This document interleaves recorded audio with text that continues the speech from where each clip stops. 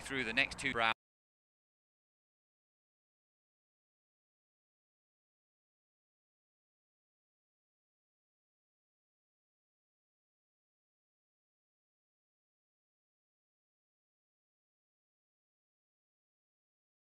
And we'll do our best to explain.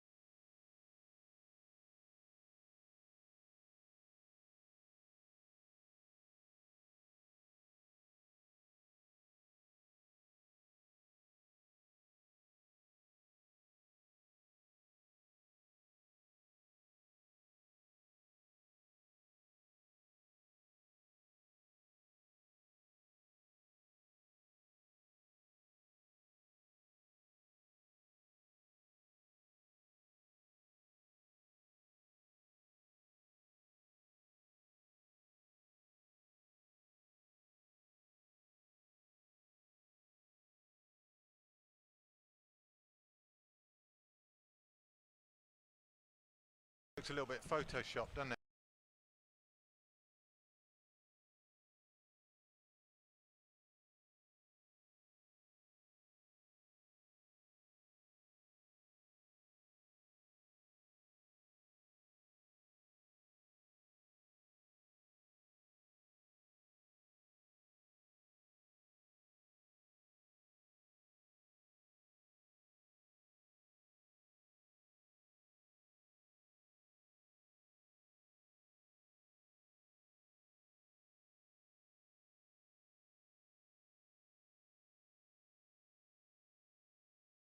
Here it's come at an ideal time.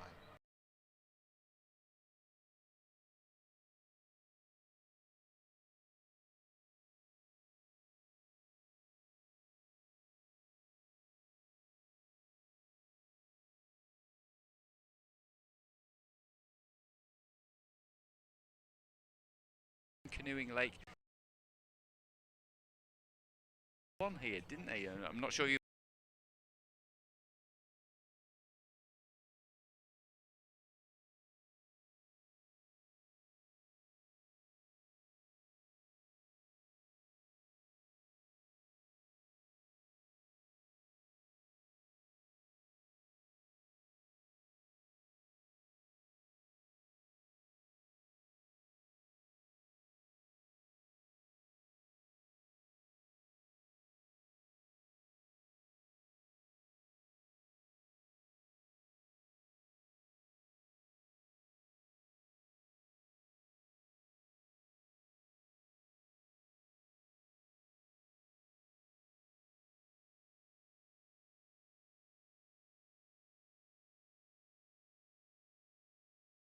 And racing.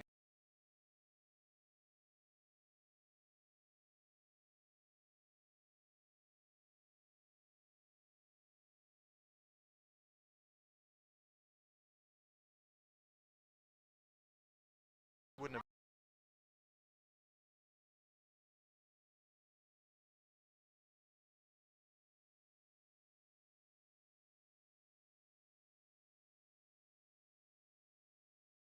been not met each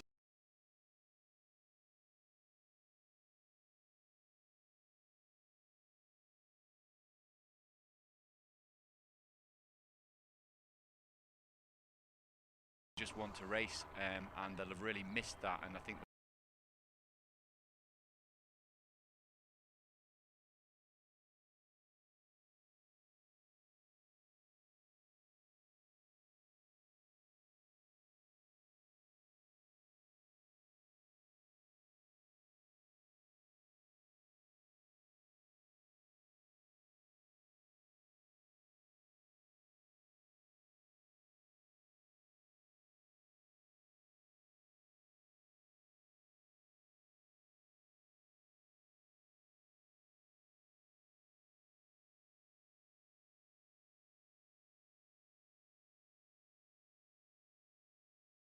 the women's K1, the kayak 200 canoe.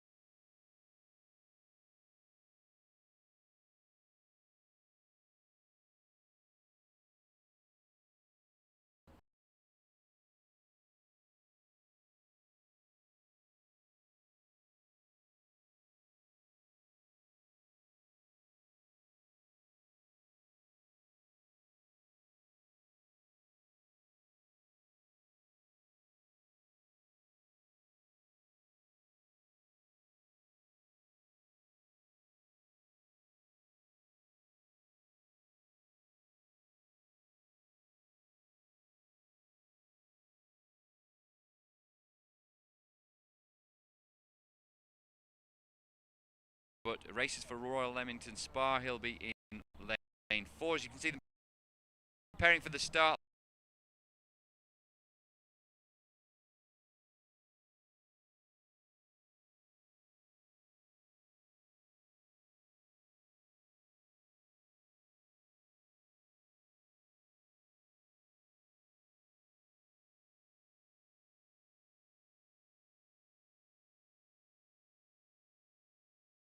Isn't going to be wondering whether he's going to get through this or not. It's just how he manages it. And for some people, it's do or die. So it's very different stress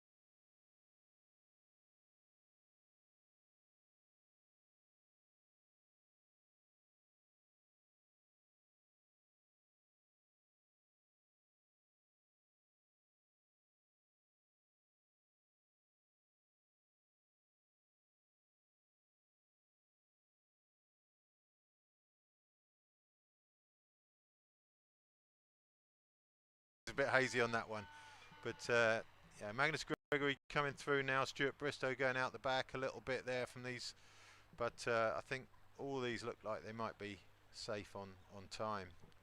Yeah, it's really good to see Charlie Smith, I believe, really enjoying his, as you said, enjoying his paddling. That's so important. We're going to put so many hours into your training. You've got to enjoy it, and actually looking really smooth. He looks really tidy there. I like that.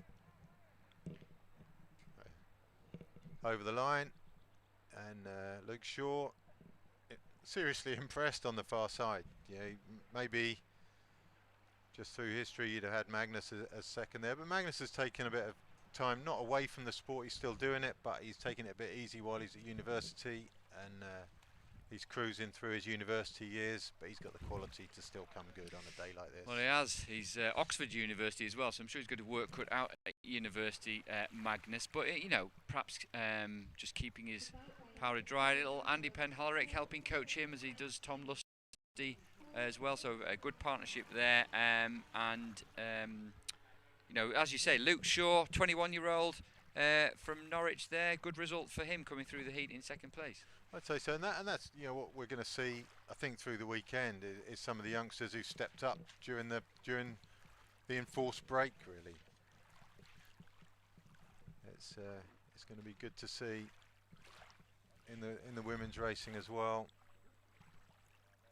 interesting, isn't it? You know, we've talked about this earlier, Ivan, about the different approaches to training during this lockdown. You know, many of these paddlers haven't raced for a year, and what they've done in the meantime, some have really been in the gym, some have been just working hard on their own when they're able to, paddling and perhaps building up that important base. Being an aerobic sport, that's what they really need to do, and maybe sometimes when there's a lot of racing going on, they neglect that. So for some of the paddlers, it's been a real benefit to them. I guess it gives you, yeah, a prolonged period where it is just training rather than, you know, always looking towards the next event. But I think one of the dangers of that is training in isolation, which, you know, essentially most people have had to do, and training maybe not on in your normal venue. It's quite easy to become deluded in a way. You can believe you're doing the right thing. You can believe you're, you know, getting stronger in the gym, but until you actually come here and line up next to other people, you know, the expectations of these guys might not match the result in some cases. No, yeah, and they're going to have to be alongside their coaches as well to be able to manage those expectations as well. Learn to be resilient as an athlete because, well, a bit like the waves on this course, sometimes it's going to have its ups and downs inevitably for all the paddlers. But some good racing we've seen there in the 1,000 metres, Ivan, and we look forward to see those at 12:10 a little bit later on, where we'll really see perhaps, you know, how training has really gone over That's the right. winter. I mean, the gloves are off, aren't they? In the finals, everyone, there's no prizes for not coming in the first one here. I don't think it's Yeah. it's fairly brutal. But you say that. I mean, the reward goes to the people up the sharp end, but you know, for some of these guys to come close to the winners is the best they can hope for. And without those guys, you know, not everyone here has turned up thinking they're going to be selected. That's the reality of it. You know, there's levels of delusion, but you know, some people know they're coming here to be here and to enjoy being here, to race, to get the experience, and that's what you need. Without those people, the other people have no one to race anyway, of course. No, and that's the other thing. You know, we've often seen, haven't we, down the line? You know, we talked about Liam earlier, that Ed McKeever was the man winning the Olympic gold medal, and other people perhaps saw that, and it brings other people on and think, well, I'm as quick. So there is that, and particularly for some of the younger paddlers, they can get to race alongside, you know, the top guys. I think it's a really important thing to be able to do nationally, isn't it? So yeah, and I think racers, if you've got a race mentality, you turn up, and if you haven't got a race mentality, you've got a fearful mentality, you stay away because you're not quite ready. You're never quite ready. There isn't ready. You go through your whole career not being quite ready. So, you know, for anyone who turns up to something like this, where it's a winner takes all type event, you really have to applaud them because they're in the game, and if you're not in the game, yeah, you're not gonna make it anyway. absolutely. Well,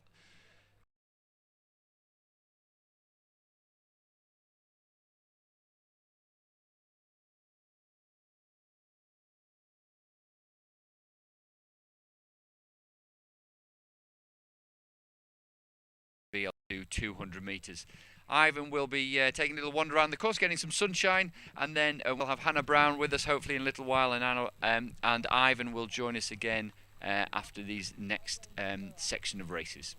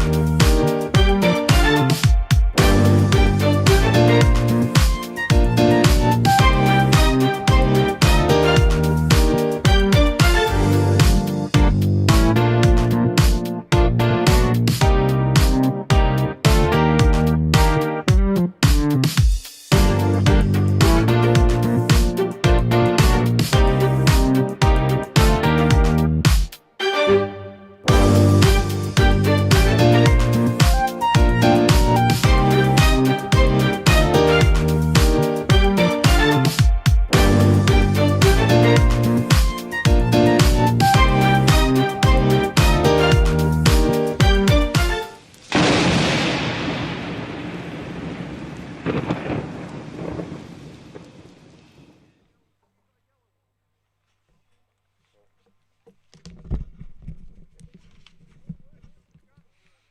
back to Home Pier Point, just a couple of miles southeast of Nottingham here at Home Pier Point Country Park. Ivan's gone for a wander in the sunshine, and we've got Hannah Brown with us. So Hannah, welcome to the event. I know you're very, very busy, aren't you, at the moment, because you've got some of your para-athletes will be racing over this weekend, but it's great that you can join us for some of the commentary to watch the Vars. Yeah, no, thank you for having me. I think this might be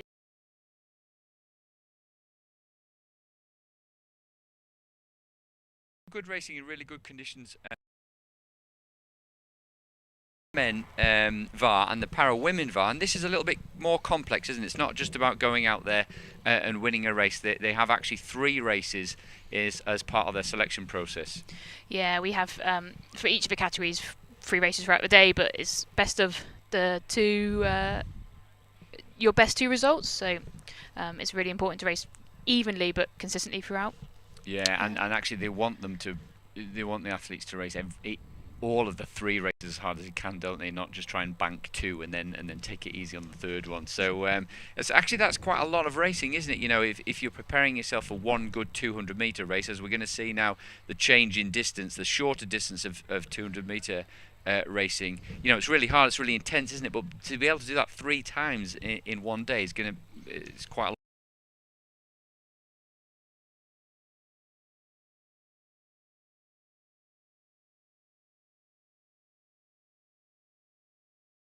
So it's good practice, but yeah, 3 back-to-back 200s throughout the day is going to test their fitness and preparation. Yeah, well, let's have a look. We've got our shot we can see of the Vars there. 7.2 metres, is it? So they're quite long, aren't they? And you can see the outrigger there. So what's it like to paddle one of these boats? I think the platform's quite stable, so there's a lot of ability to transition, a lot of power, but it's a single-sided blade, so all of our guys adopt a single-side technique.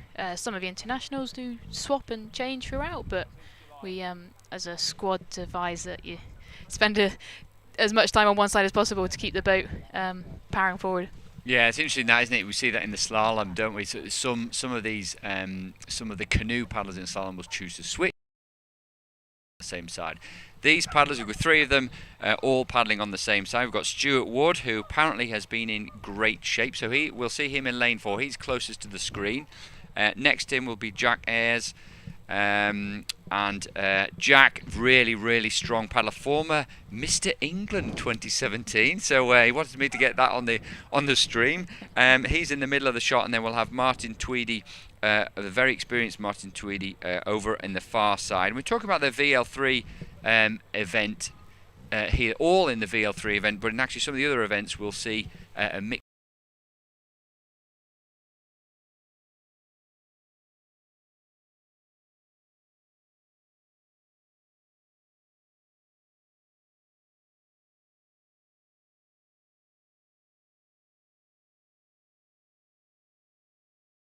And a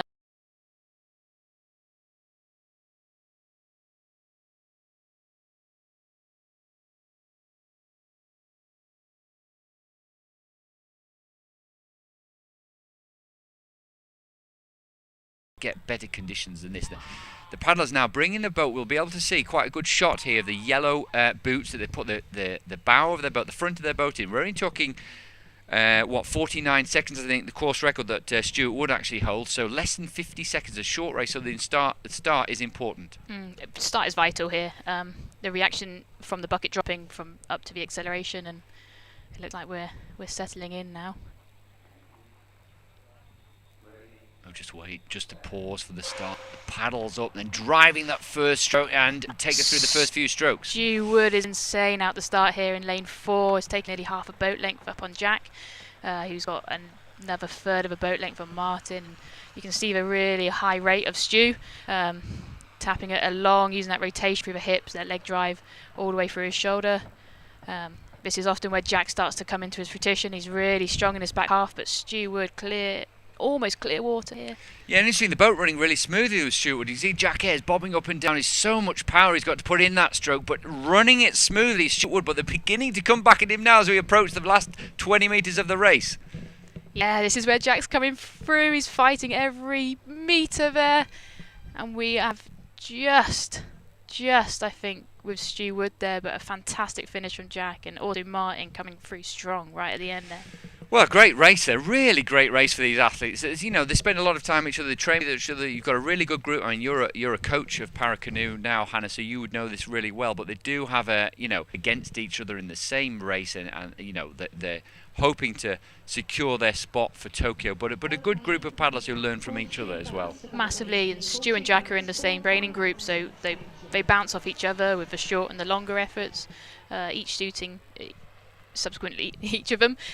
Martin is in actually a different training group under Matt Lawrence, so he's been beavering away really nicely on his own, but he's got a fellow competitor at a very similar boat speed, so he's also been equally pushed. But yeah, the dynamics as a training group and as a squad within the para guys is really strong. Yeah, that's really, really good to hear, and you hear that with all the best sports. They're all learning from each other. The coaches want to do the same. I'm sure you're the same, Hannah, learning from the other coaches too. But yeah, amazing, a blisteringly powerful start. And we talked, didn't we? We said the start was important, and that was really what won it for Stuart Wood. Nailed the first few strokes, really, really powerful, really, really fast stroke rate. Obviously must have kept the length in the stroke as well, because he maintained that speed. And Jack, yes, he may have been faster over the second half, but he gave too much away early on. Yeah, that is the story of today. But I think we'll see how it progresses throughout the races, because as you mentioned beforehand, 3 races throughout the day is going to eat into that ability to reproduce that high force, especially seen in that first 50 metres of the race. So we'll have to keep an eye on that. Stuart Wood at the moment is in pole position, but of course 2 more races to go, which we'll see a little bit later on through the day. Jack Ayres behind him in second, Martin Tweedy in third, and we're looking up now to the para women's event, VL2 and 3, and men's VL2.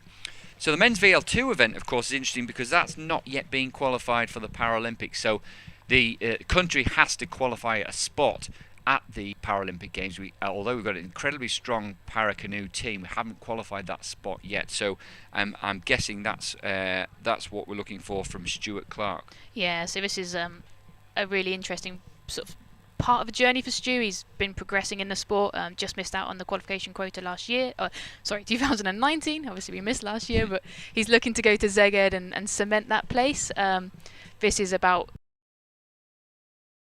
Clark, I should say. He in the darker boat we can see sort of on the right, on the bottom of your picture there, and he's been around a long time, hasn't he? Looking back through his results, he's got a World Championship result from 2012, a 4th place there. So very, very experienced athlete, and I'm sure he'll look to use that experience in the race today. But we'll just follow up the lineup there. We should have Emma Wiggs in the middle there. So Emma Wiggs, obviously European, world, and current Paralympic champion, and then we've got Beth Fisher. Fairly new to the squad over on the far side of the course there, and Beth is in the VL3 category, whereas Emma's actually VL2 category, the same as Stuart. Yeah, we have a massive representation of our categories here, a single boat in each of them, but it's a testament to the squad that they're very similar in speed, so they're very competitive and they're pushing each other on. Beth is incredibly new to the sport.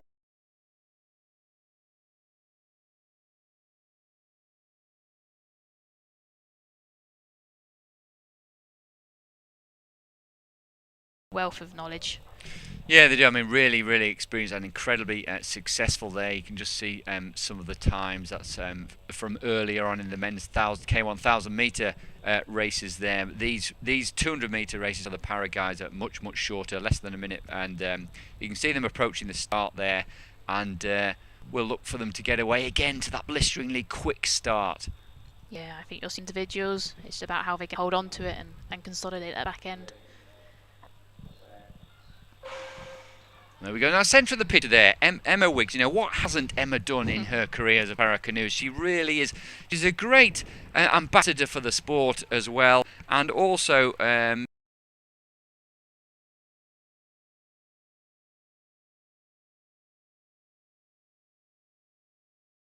Yeah, she's an incredible athlete. As you said, she's got experience across this sport as well as the kayak, and before that, competing at several Paralympic Games. And she is an absolute animal. And you can see her taking the lead out of Stewie Clark, but Stewie clawing it back as the back end of the race being his stronger element. But it's going to go to the wire, I think, between these two, and it's a testament that they're actually they're training buddies. On the water in a day. This is so close. Sorry, I'm getting so distracted. You're going toe to toe here, aren't they? Neck to neck. Really close, and a fantastic expert output from there. And Beth actually in touching distance with those two, given her progression in the sport, is fantastic. Well, we've got 3 really interesting races within a race there, haven't we? We've got Emma really socking it to Stu there in the first few strokes, but him coming back very, very. Now I think I'm right in thinking Stu.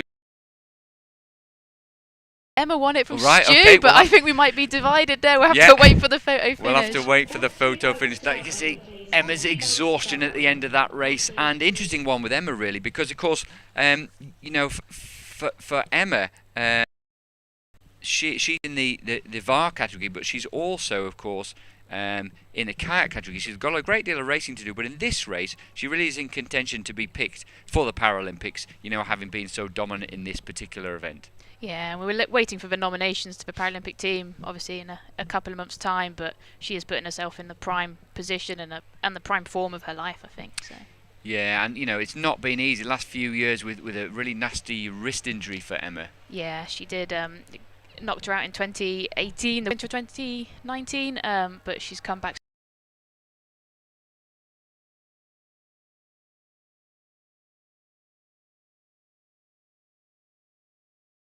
The COVID restrictions, the lockdown, managing to train, you know, at home or train alone, and actually has benefited from it. Yeah, she has. She's got an incredible home setup, and I think we talk about ownership and sort of taking control of your own performance and training, and she's a prime ambassador for that. But she has, along with her partner Jem, taking it to a new level at home, and yeah, she's ready for anything. I think the apocalypse coming. Yeah, well, I think the garage has been turned into a gym. Is that right? I think the garage, and they've got a gazebo with an ergo outside. It is an impressive setup, with a dog running around in between. So. Well, that's great training, and of course, you know, we talked about this in a bit of a joke with some of the coaches that look, you can go to the gym in the garage, and then you can refuel and you can relax at home straight away without having to drive for an hour to, you know, to train.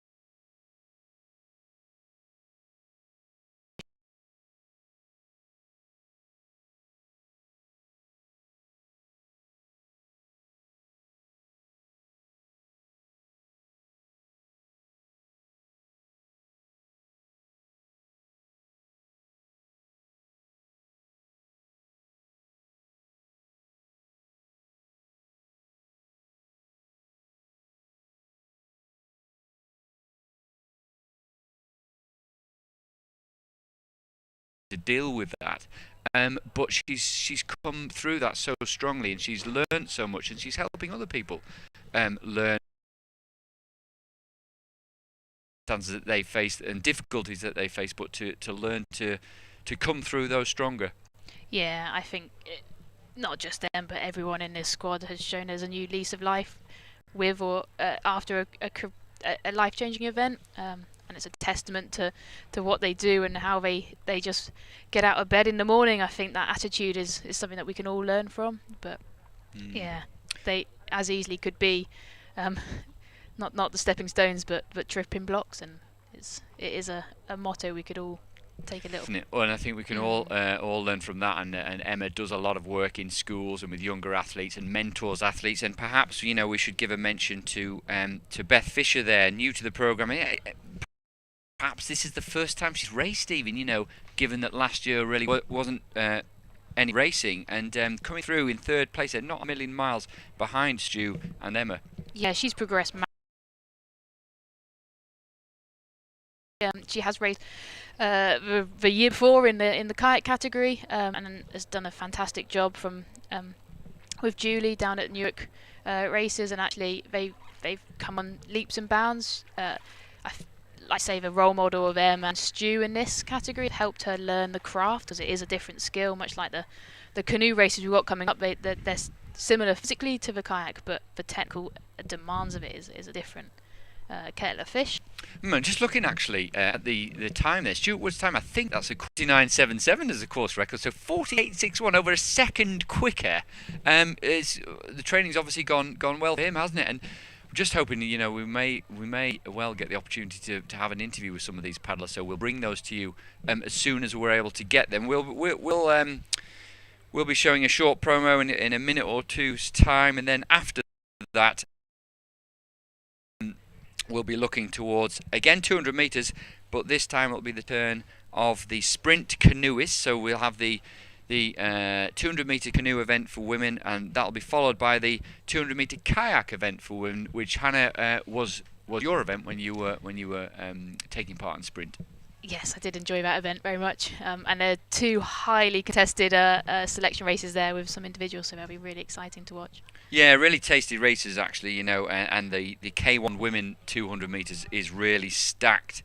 We've got 7 paddlers in there, but it's going to be really, really competitive. And it's great that we've seen some of these VAR races being incredibly competitive, and hopefully we'll see that in the women's canoe, and certainly we'll see it in the women's kayak for 200 metres. Yeah, I think Jack Ayres may have been very close to the course record there, and it shows you the depth and strength of the squad to have 2 paddlers either breaking or nearly breaking the course years ago. Yeah, and maybe it's partly because of conditions as well. We've got beautiful conditions, we've got calm conditions. It's an outdoor sport. It's important that paddlers realise and understand that you've got to be able to compete in all sorts of conditions. But it's nice when it is like this. Certainly for us underneath this gazebo out of the sunshine, we're staying reasonably warm here. We're going to show you a promo, and then when we'll be back, setting up the women's C1 200 metres and the women's kayak 200 metres.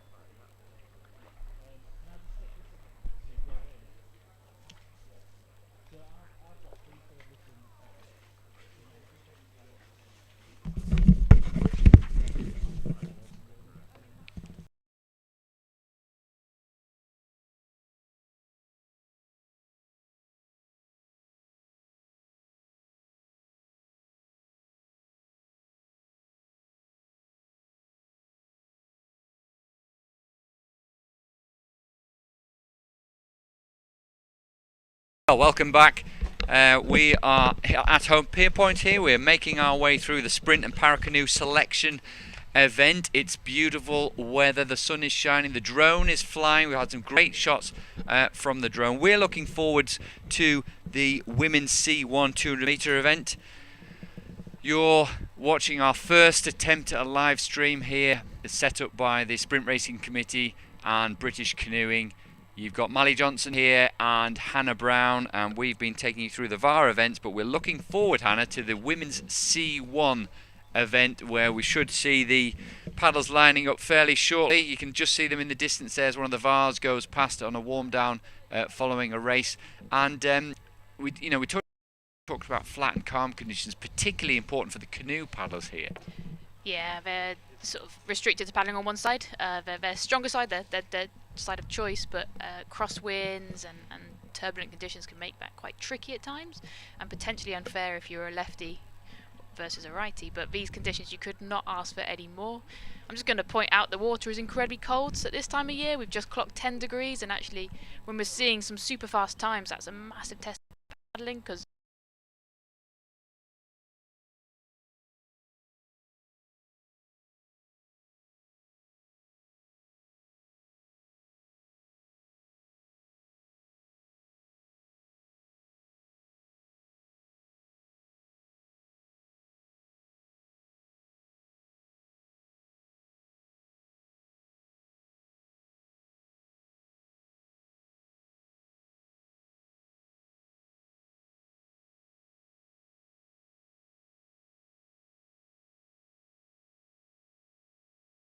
Men's VAR.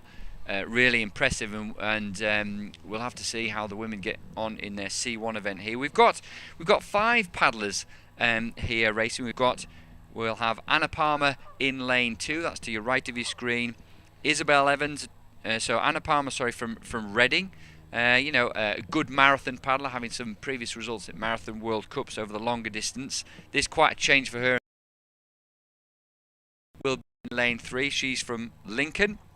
Only joined the programme back in 2017. Bethany Gill, 25-year-old from Chelmsford. We've talked about Chelmsford having a lot of sprint paddlers before that we saw in the men's kayak. We won't have Chloe Bracewell, I don't think, in lane 5, so it looks like it'll be Katie Jane Reid, the 26-year-old from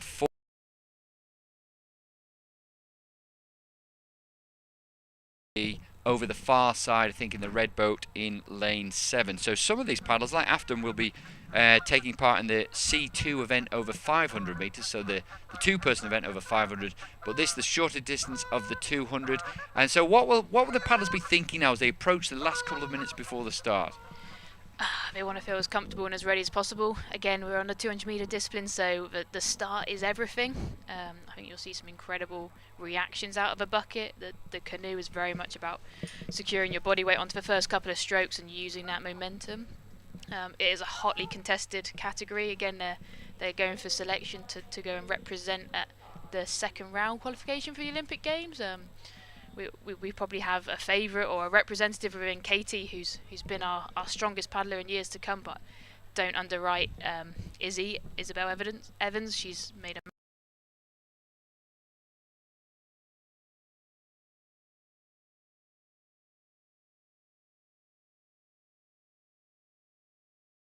C2 and has been having quite a heavily sort of dominated programme with C2 500, but she's not that slow either. And as you said, Anna Palmer, I'm really intrigued how she's going.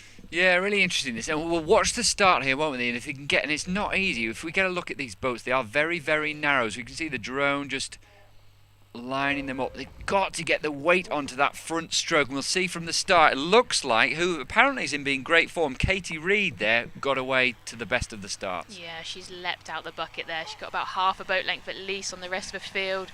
I think it's hotly contested for that second place though between Afton, Beth and Izzy in the white boat here. We're just seeing some geese potentially getting a bit of a shock of their lives, but Katie is putting clear water between them at the 100 metre mark now. Yeah, and quite a challenge for the likes of Beth Gill. Her stroke, you can see she's into the red boys, the last one Now she's got a really long stroke, and over 200 metres, you know, that's not easy to do, to maintain that high stroke rate and keep the stroke rate long, the strength driving through the legs, pushing that boat forwards now as she makes her way over the line. And really, that's a dominant race from start to finish from Katie Jane Reid to say, I'm going to take that place, thank you very much, to the World Cup, and I will be looking to secure a spot for the Olympic Games in less than 100 years' time. Days. 100 years' time, that would be quite a long, wouldn't it? I think we'll take days, but no, really, really impressive performance there. You can see she's put in an incredible stint of training over lockdown and has come back fighting fit. But the length of her stroke, the depth of her hips, getting the reach, that body movement and control and load through each stroke, even in those final 50 metres, has shown that she's really improved that back end capacity.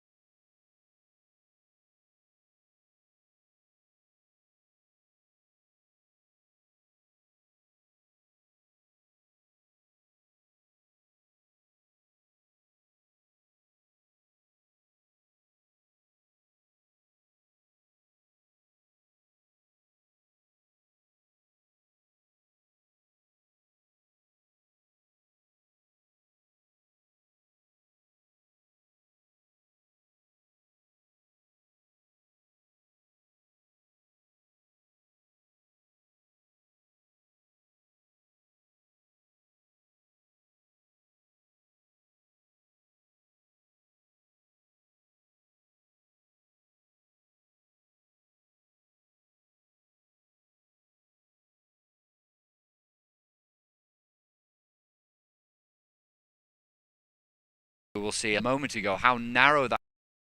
A really good feel, don't you? Because the kneeling.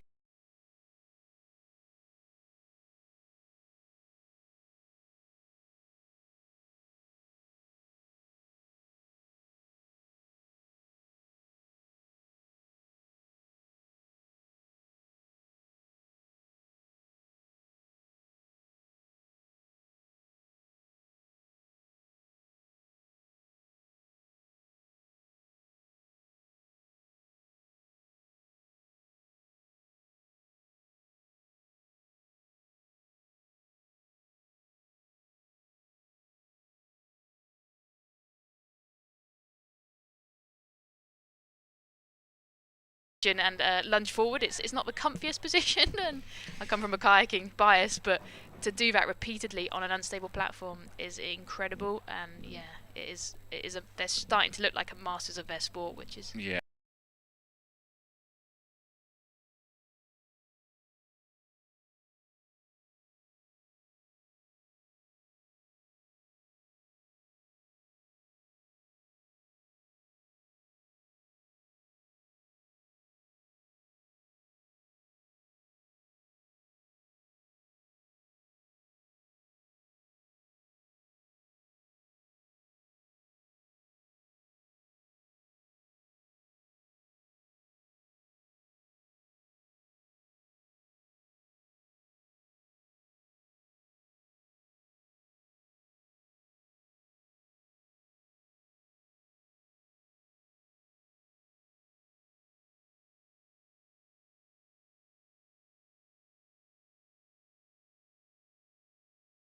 promising for the program. Yeah, good choice of words, robust. Yeah, but he's a keen powerlifter, isn't he, Scott? So He it's is, yeah. nice that you have people that have an interest in things like developing power, which actually for 200-meter race is hugely important, isn't it? We can see lovely shots of Home Pierpont there. It is a great site. I would ordinarily encourage people to make their way down here, not in this case for this event, of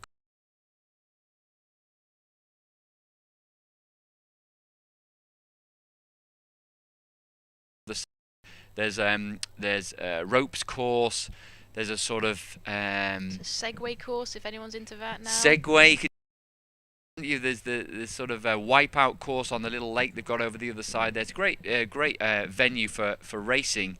And talking of racing, it won't be long now. 10 minutes to go until we've got the women's Open 200-meter kayak event. Let's just perhaps talk a bit about that, Hannah, because it is really interesting. We've just run through the names. We've got Grace Anderson, the 18-year-old from Norwich.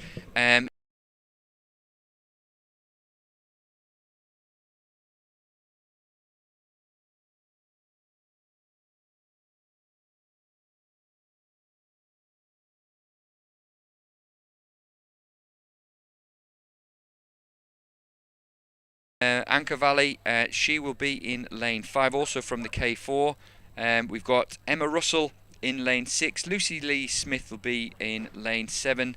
And Flo Duffield, Lucy Lee Smith from Norwich and Flo Duffield from Norwich in lane 8. So a really interesting race of sort of, you've got some very experienced, some young athletes who are looking.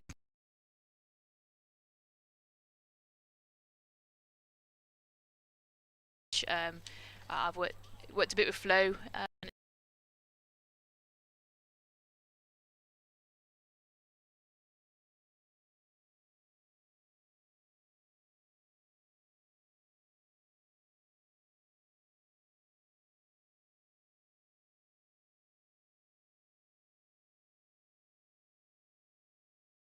Emily and Debs is going to be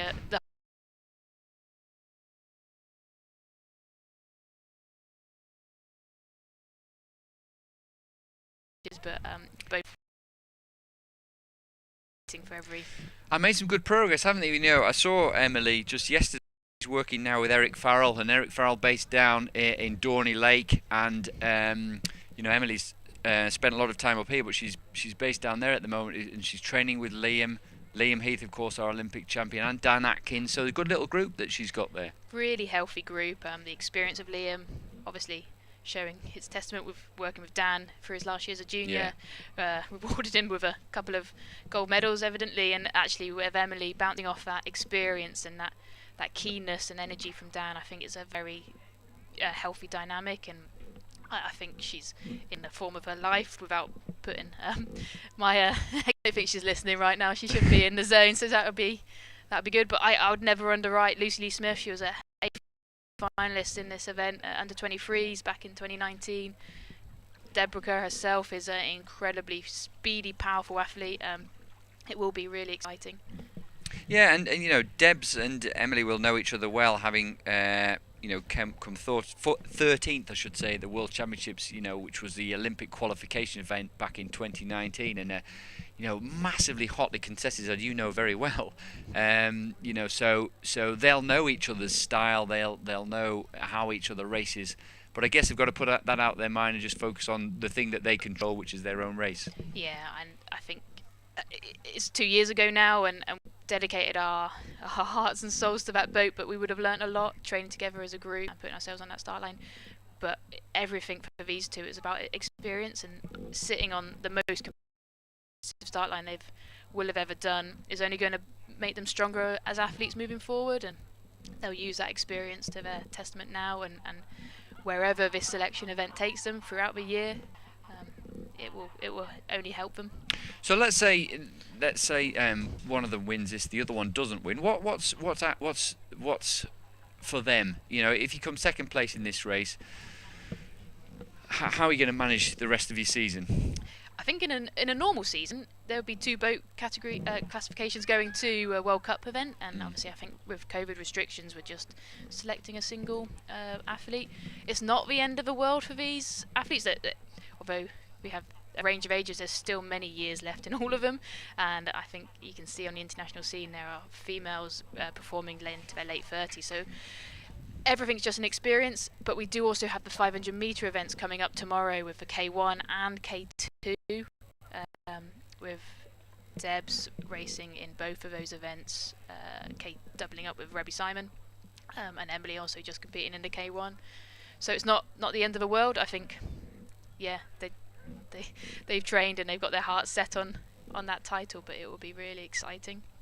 Yeah, and you also talked about, Hannah, earlier, the importance of being resilient and bouncing back from inevitably every athlete will have setbacks, and it's how you matters. Interesting one also with some of these younger paddlers. I spoke to Tim Scott, who's the new chairman of the Sprint Racing Committee, and Sprint Racing Committee responsible for putting the streaming on, which is great news with the support of British Canoe. But Tim is a coach in Norwich and knows the likes of Grace Anderson, Lucy Lee Smith, and Flo Duffield very, very well, and they've been paddling really well. And in fact, Grace got into paddling, managed to get her name in the local Norfolk publication, and for the very first time, which inspired her then to do a little bit more canoeing. Now she finds herself on television. So, at this young age, it must be great to, to get that exposure and to enjoy racing and to race with some of the very, very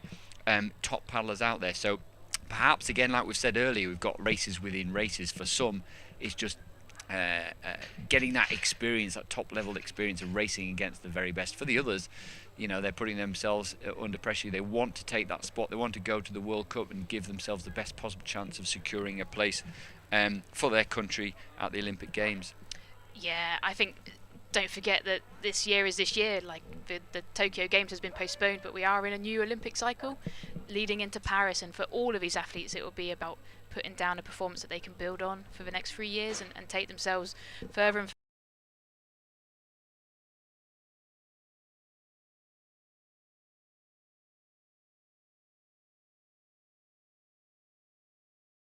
the place at the World Cup and the second round qualification. But for the others, they've got under 23 potentially routes this year, as well as just setting their sights for years to come. Yeah, and only 3 years. It's it's not a long time until Paris. Versailles, the south east of Paris, the setting there. They're all set up. They've got the regatta course. They've got the slalom course ready. They're ready for that, and a lot of these athletes will be preparing for Paris, or certainly have Paris in their mind. Certainly the coaches like yourself, Hannah, will do. Although these paddlers right in picture now will be thinking very much about the first stroke, most probably, of this race, and how they're going to nail that and then progress their race plan right the way through. So, just to take you through the lineup, we should have in lane 2, we should have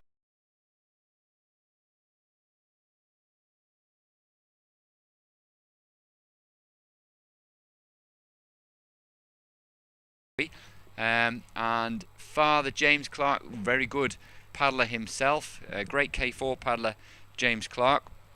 Then Emily Lewis will be in lane 4, so she should be in the pink boat. She's got a lovely pink boat, Emily, really nice, very distinctive. We should be able to pick that one out. Next to her, Deborah Kerr in lane 5, the white bow and stern, but the different colours in the middle there we can see fairly clearly. And then towards the far side of the course in lane 6, we'll have Emma Russell from Chelmsford. In lane 7, Lucy Lee Smith from Norwich. And over on the far side, Flo Duffield, the 21-year-old from Norwich, in lane 8. It looks like stripes are definitely in this season from the boat designs. Yeah, you can see Flo Duffield's boat there. It looks good, doesn't it? It's great that the manufacturers say, right, I want this doing on boat, and well, it looks good on the screen. It does, especially with this amazing drone footage that we've got. Although this might be a standing camera, actually, I take that back, but the coverage is incredible. Yeah, we get some great shots of the paddlers, and just what it takes actually to race this. And it's an interesting one, isn't it, with 200 metres that, you're looking to have that really long stroke, but you want to make it going as fast as you possibly can without shortening it. So not an easy thing to do. No, very short dynamic stroke, really, really high rates, and about applying as much force without necessarily leaving the blade in the water as too long. But yeah, it's a real technical execution of the paddling style. We see Debs getting in the bucket first. She's keen to get underway. Yeah, quite often the paddlers wait, don't they? Some of the paddlers will wait. They desperately want to be the last one to get into the buckets. Others quite happy to get in and get settled. The thing is with these, isn't it, that if you push against them, it can,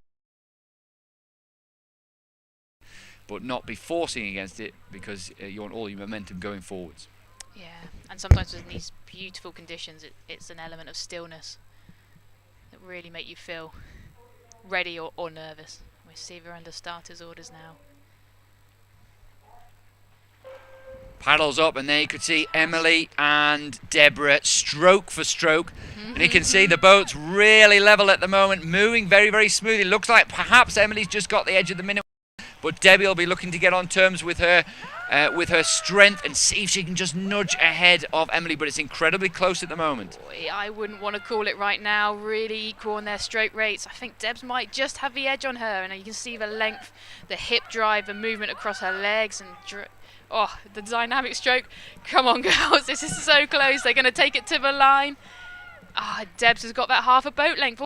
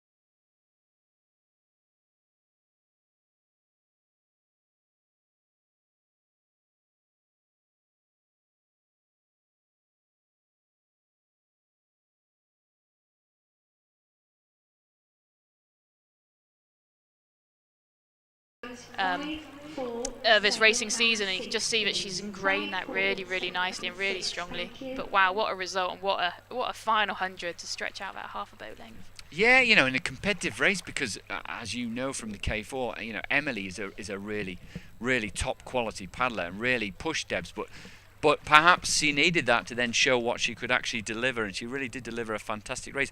Apparently a fan of karaoke. This is what Deb says in her biography. So she's actually got an incredible voice, and she will be singing at my wedding when that happens. Well, fantastic. Well, perhaps you'll start charging for that as well, although I'm sure not she'll... afterwards, yeah. But yeah, I mean, you know, she would be well within her rights to be singing herself a little ditty after that, because she'll be delighted with her performance there, as will Chris.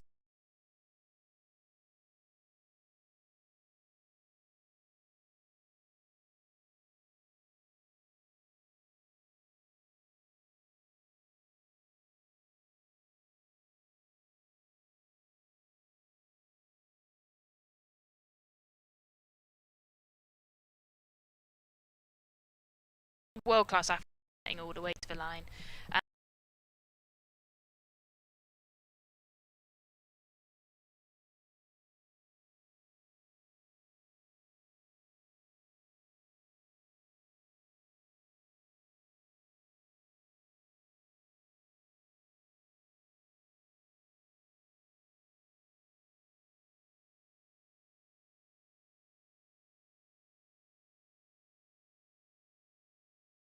Athletes in their 20s or below that, you know, that are going to come through with half an eye on Paris, and maybe beyond that 2028 as well. So, and it's great for them to be racing alongside the very best paddlers that we've got currently. Yeah, and a massively great place to have a benchmarking opportunities that we have. That's right, and there's been so few opportunities to get a benchmark, hasn't there, and put down a result, because they just haven't been racing for the past year. And a testament to some of the club paddlers that haven't been able to get on the lake until today.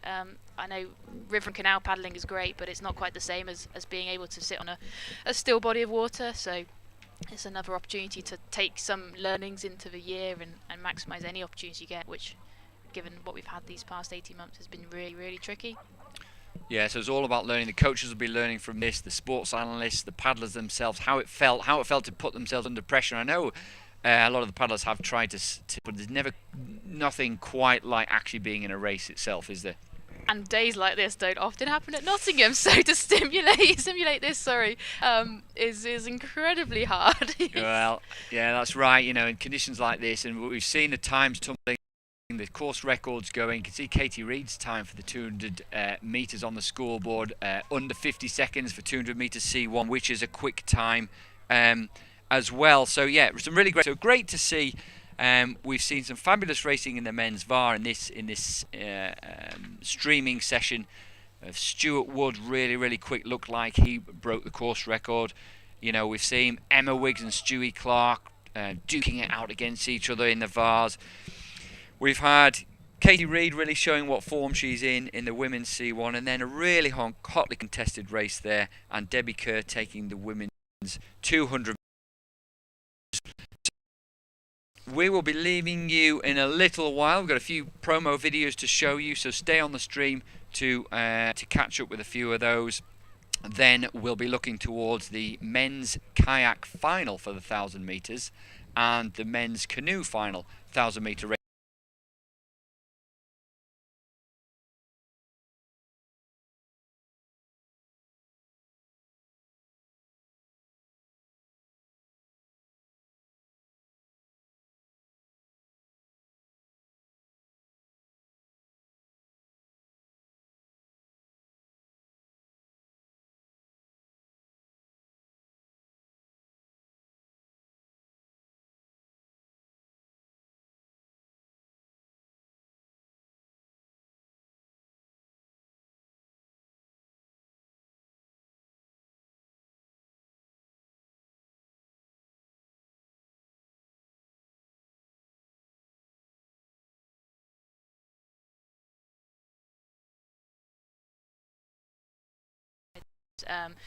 But just, yeah, two athletes that I know have put their heart and soul into it. But across the board, we've seen some domination in the women's C1, 3 seconds ahead of a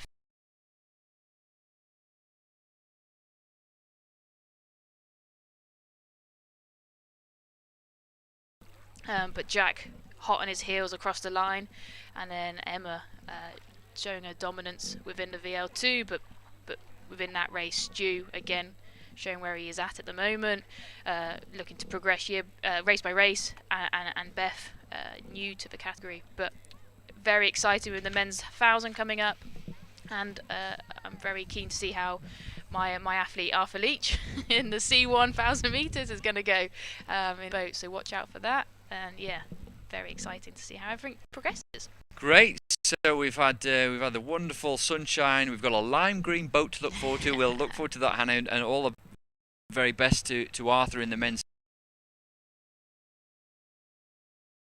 We'll leave you with some.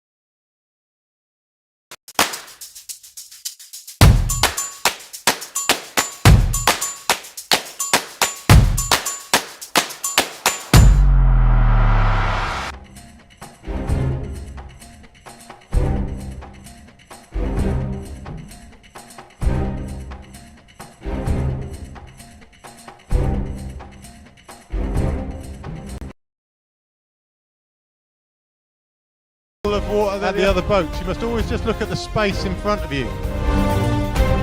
That's Kisley laying down the Lord. Here comes Kova. It's Kova. He's taking Campos on. Stroke by stroke. He's going past him. And he's gone past him like he's standing still.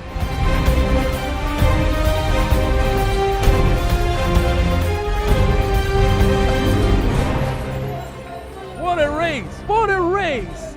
God, be calm, get in, be calm, be calm, be calm. The Hungarians are away. South Africans are South away, Africa side are by away. side. But it's Hungary. Hungary take the initiative.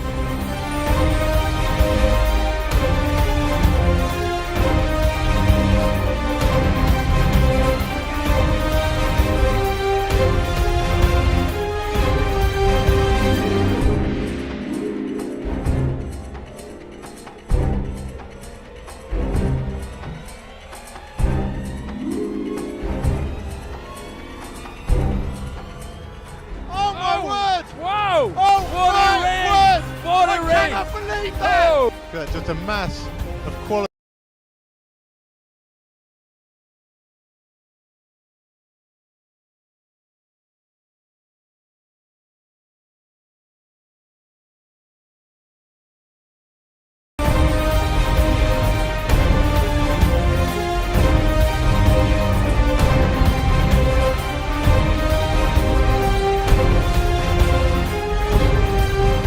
World champ Look Anna at that. Kosinskova from That's gonna Czech be- Republic. That's going to be tears, it's going to be laughing. Yeah. She can't believe it. She's so happy. To the back of the ball, Salty. That's perfect.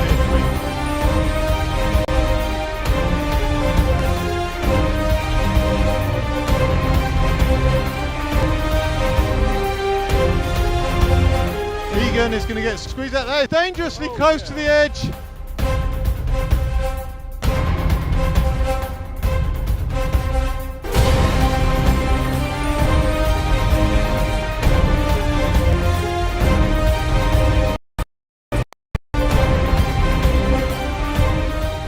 It is McGregor! It is McGregor! No one has given up. Boros is hanging on. Alonso is hanging on. Gold medalist Hank McGregor, South Africa!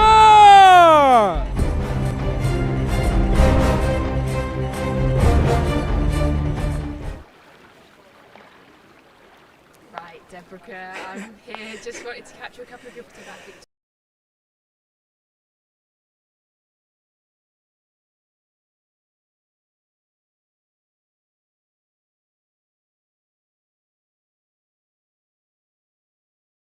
But really delighted with it. How are you feeling in the bucket? I was actually okay. I've worked quite a lot on all of my psych stuff and mindset this year, and I think that that's really paid off in that kind of really tense 2 minutes before you get in the bucket when you can't go anywhere and you just need to channel your nerves in the right way. So, Amazing. yeah. And it's been a long time since we've had a race, evidently. I think we may have been sat on the start line together last time. Yeah, we were. It's incredible to see. Can you summarise your preparation over the last 18 months to put you here? I didn't take lockdown very well to begin with. I was a little bit tetchy, I think is the word, maybe a little bit irritated by it all, which I think everyone was, but it did take me a few months to go, well, this is actually a really good position that you're in, and I think had I not had canoeing it would have been a very different situation.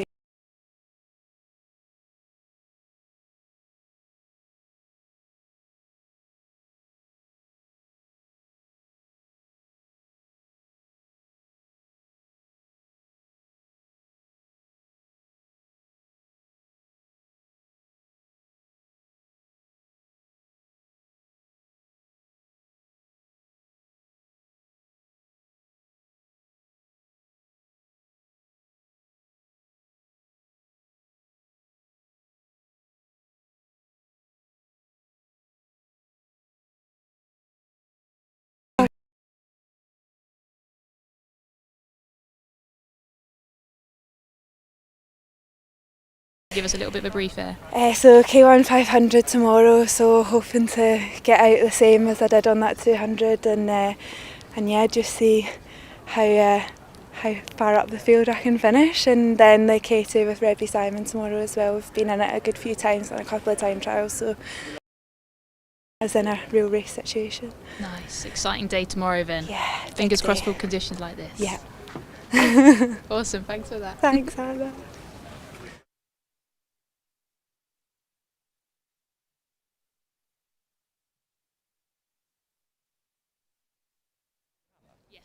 Just when you're talking, try and get as close as you can to that. Okay. Just so it picks up your Certainly. better.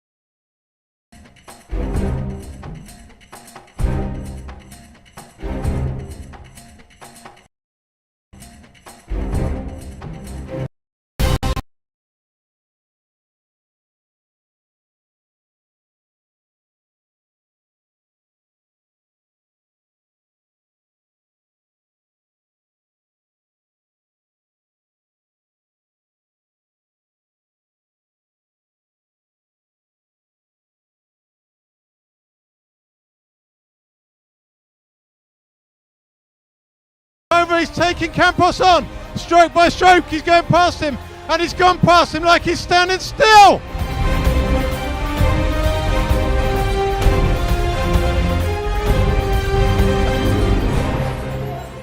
What a race! What a race!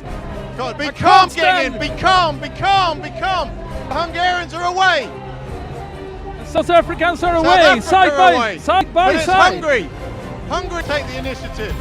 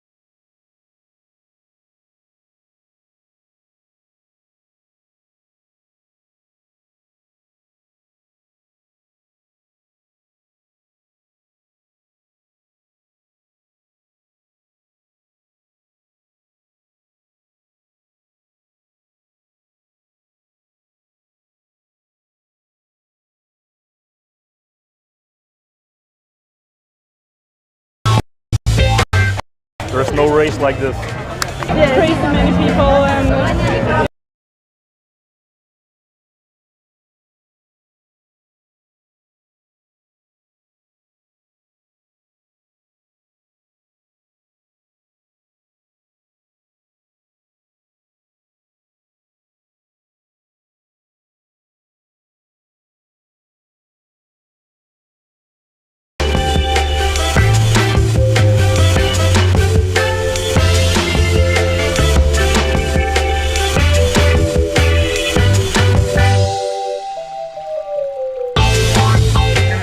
I've raced all over the world, and that could be the most crazy race I've ever done. The start was manic, to put it mildly. I don't know, 1,000 people all trying to fit on 50 square meters of water was nuts, but I knew what I was in for, and I must say it was actually really fun. I enjoyed it totally. Styris was lovely. People are so friendly, and it's really pretty here. The mountains are so green, and I've been running up and around where we're staying and paddling on the river every day, and it's amazing actually. It's a really nice place to come on holiday.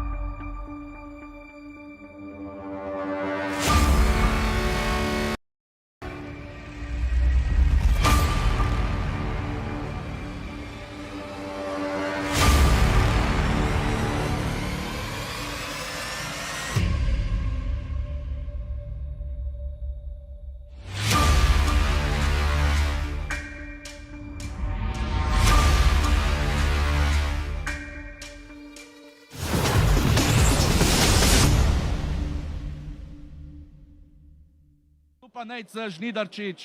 Dejal je, reko Sočo poznam res najbolje. Tu sem se naučil veslati, naučil plavati in živim z reko Sočo. Zdaj pa ta finalni nastop, zdaj se je začela ura, boj s časom, 57-50 pa čas trenutno najhitrejšega Anžeta Urankarja. Ja, nič ne bo narobe, če rečem, da zdaj pričakujemo, da bodo na vrhu trije Slovenci. Ja, nekoliko je skrajšal, to da silno hitro gre zdaj po Soči. Prvi pogled s časom pa zdaj pri umestnem času, zelo hiter je Nejc Žnidarčič. Tu je bil že leta 2013 evropski prvak. Kakšen čas bo zdaj postavil? 33-31, 6 sekunda in 4 desetinke prednosti. Koliko moči ima še Nejc za ta spodnji del? Pozna to reko res najbolje. Zdaj ta spodnji zahteven del, kako mu bo šlo tu? Tu stiska zobe, zdaj zadnji zaveslaji. Nejc Žnidarčič v cilju 55-60. To je čas, ki ga bo težko premagati. Ali bo po letu 2013 Nejc Žnidarčič zadovoljen?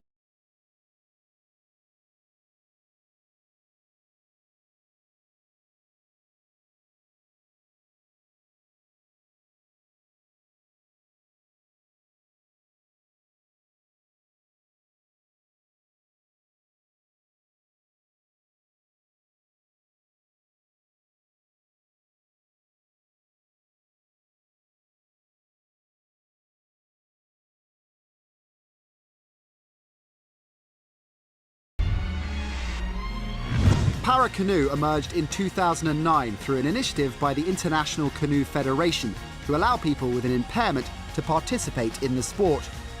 Canoe's Paralympic debut is Rio 2016. Athletes in kayaks must complete a straight 200-metre course across calm waters in the fastest possible time. Athletes line up at the start and race over a 200-metre course after the electronic start gate system is released. The winner is the athlete who covers the distance quickest. The kayaks are up to 5.2 metres long, with a minimum width of 50 centimetres and weigh at least 12 kilograms. Kayaks are a single-seated boat, which the forward-facing athlete propels down the course. The athlete uses a double-bladed paddle that is pulled down the side of the kayak on alternate sides to create a balanced forward motion. Athletes accrue classification points according to their ability to move their legs and torso and based on on-water evaluation. The higher the number of points, the less severe the athlete's limitations are. Athletes are separated KL1 up to 3 points, KL2 4 to 7 points, and KL3 8 or 9 points. Officials both on and off the water ensure that the race meets with international standards.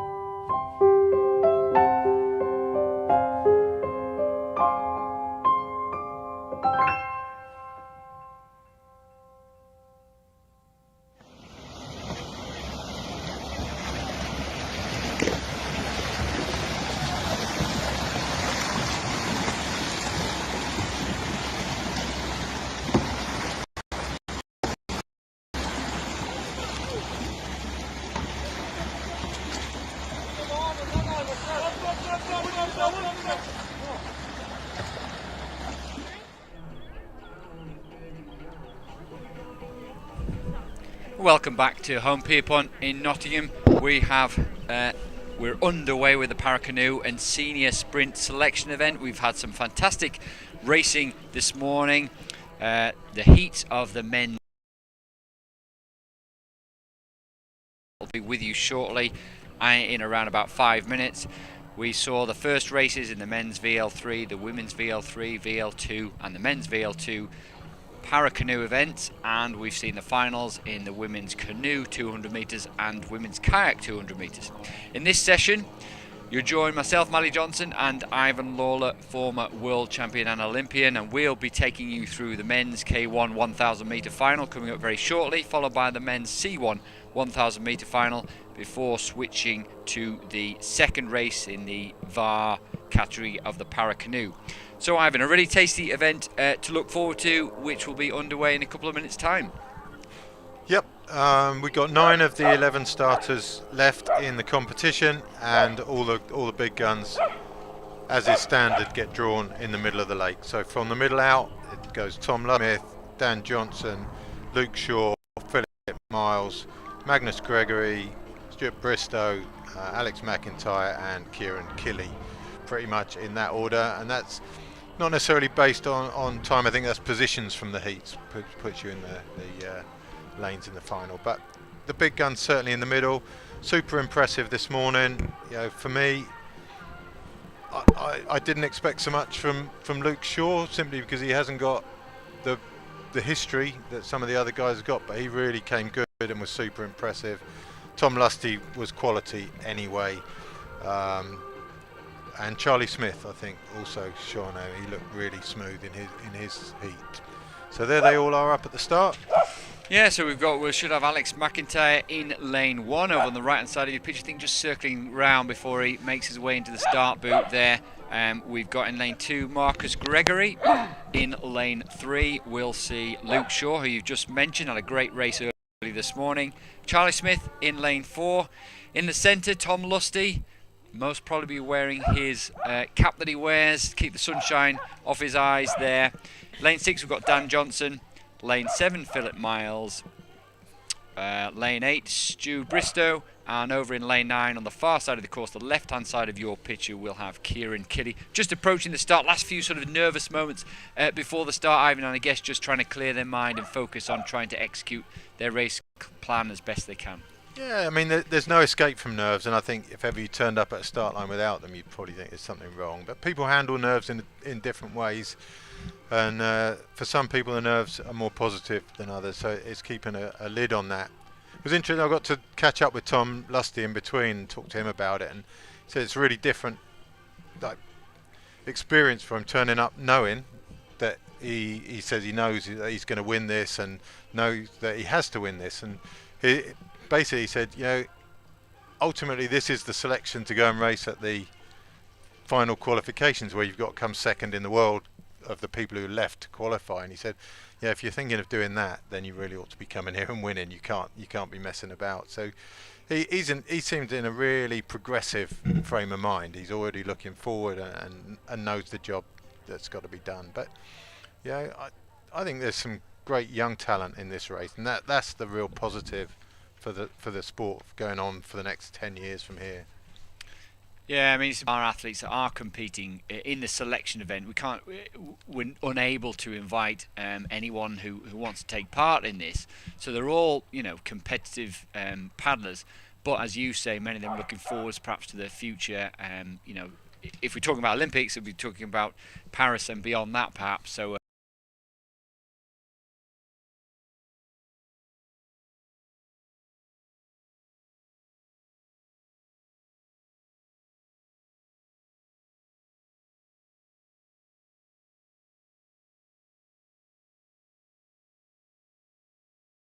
yeah, and yeah, they're all away, you know, cleanly at the start. Tom in the middle there in the white boat. Just to his left is Charlie Smith, also looking good, and 2 up from Tom is Philip Miles.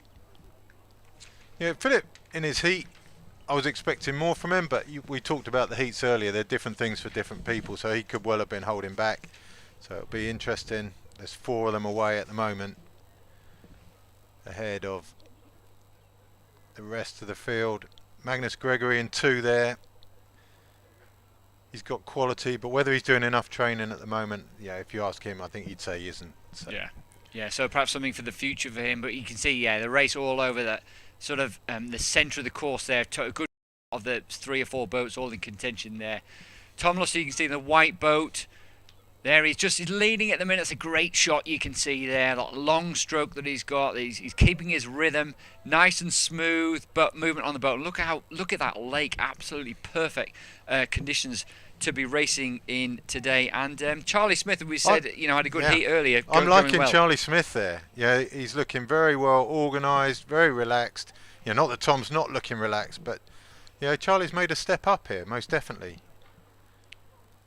Yeah, great for his experience. I mean, we're only, early part of the stage of the race, but he's put himself in contention, giving himself a good chance there, and racing well. We can see that and staying actually with Tom Lusty as it sort of picks up now. Dan Johnson being put under pressure. You can see him in the Chelmsford vest to the right of Tom Lusty. Tom Lusty still looking in control at the minute, but he's not stamped his authority all over this yet. It's only just quarter of a length down on him, and Philip Miles is looking much better in this than he was in his heat as well. Boat's moving much better. Dan Johnson also, he's still within a length really, but for me, I think Tom's going to win, but Charlie has stepped up. You've got to realise that Tom's up there mixing it with the big guns internationally, so this isn't just a domestic race anymore. Once you've got someone as good as Tom in the race, it's you're racing international standard, and super impressive from both these guys. Yeah, good shot of Tom and his technique there. Top 10 in the world in 2018, 10th place at the World Championships there. So really is, to be a top 10 international paddler is no mean feat. And for these guys to be sort of just about keeping up with him at the minute, it's great. And Charlie continues as he gets to the final 200 metres here to do well. And in fact, he's putting Tom under pressure. It's just.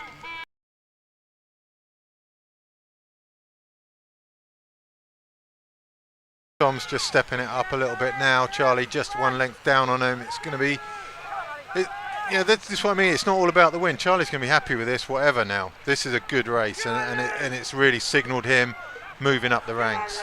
But he's still there. He's only half a length down. In fact, I say he's not going to win. He is going to win this, isn't he? He's coming past.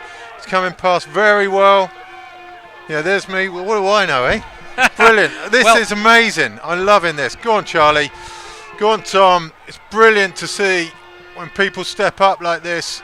That is super impressive. And he's earned that little shout at the end. That is something special that we've seen there, I think. Tom is no slouch. He's proper international level, and Charlie has just basically down the last 200 given him a bit of a whooping, to be fair. Yeah, I mean, incredible.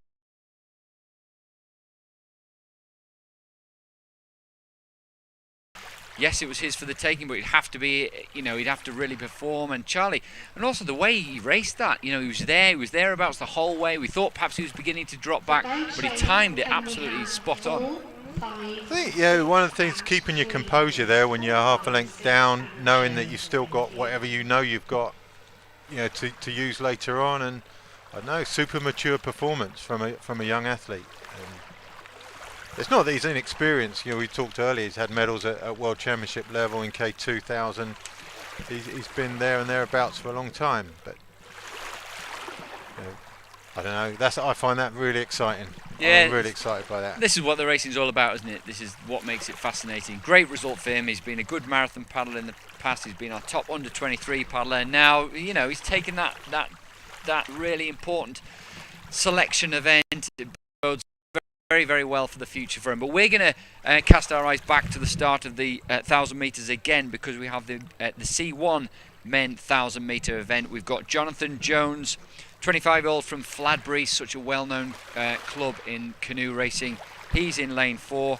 In lane 5, Arthur Leach. So Hannah Brown, who was with us early in commentary, she's coaching Arthur. She'll be alongside the course, keen for him to do well. And then Thomas Lambert, the 20-year-old from Nottingham, over the far side in the blue boat. Yeah, it's great to see 3 C1s out on the course fighting for positions, but wouldn't it be a lot better to see 9? And yeah, we've had development programs for men's C1, and we didn't get a lot out of it. And I think those are questions that we need to ask ourselves as a sport: is how we're going to fill these races. Johnny Jones is he's a good length up there. He started out with Andy Train. See massive pedigree in these sort of races, and technically, yeah, Andy and Steve were superb in their day, and it looks like very much they passed that on to Johnny Jones. Yeah, and it's such a technical. We were talking about this this morning in the women's 200 meters. Such a technical sport, but a great one to watch as well, because you can see so much of the body moving and how much the lower body has to be connected to the upper body and the paddles in order to make that boat move as smoothly as possible.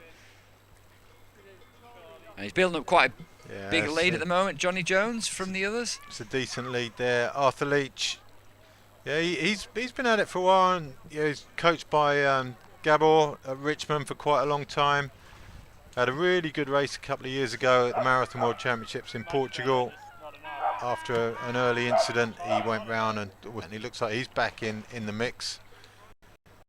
And on the far side from Nottingham, also there is Tom Lambert, and three decent looking canoe paddlers, and it's been a while, I think, since we've had that.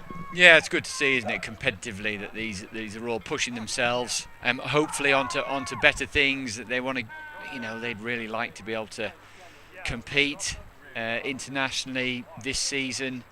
They want to give themselves the best possible chance to do that. You can see the really distinctive red, white and blue boat there and he's got clear water on the others. He gets to the business end of the race now. Maybe he'll look to try and just cement that position and pick it up a little bit, keep that stroke long. The other two not too far behind. Of course, we've got the wash that Johnny Jones is giving off can provide a challenge to the canoe boat paddlers, the wave that he gives from his boat, but they seem to be managing at the moment, and good conditions to be racing in a canoe. I think Songs Arthur doesn't go back anymore, but he's a tenacious paddler. I mean, we saw that when he's raced internationally, like I say, at the marathons a couple of years ago.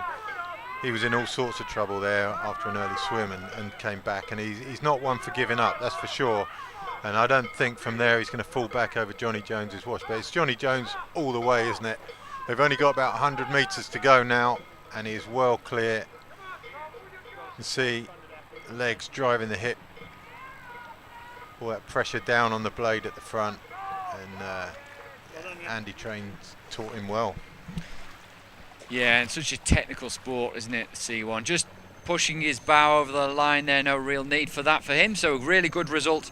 So Johnny Jones in first place there, followed reasonably closely, just over a boat length between him and Arthur Leach in lane 5, who was second, and Thomas Lambert from Nottingham in with this development in the canoes, and that next time round that we have a full quota in the race.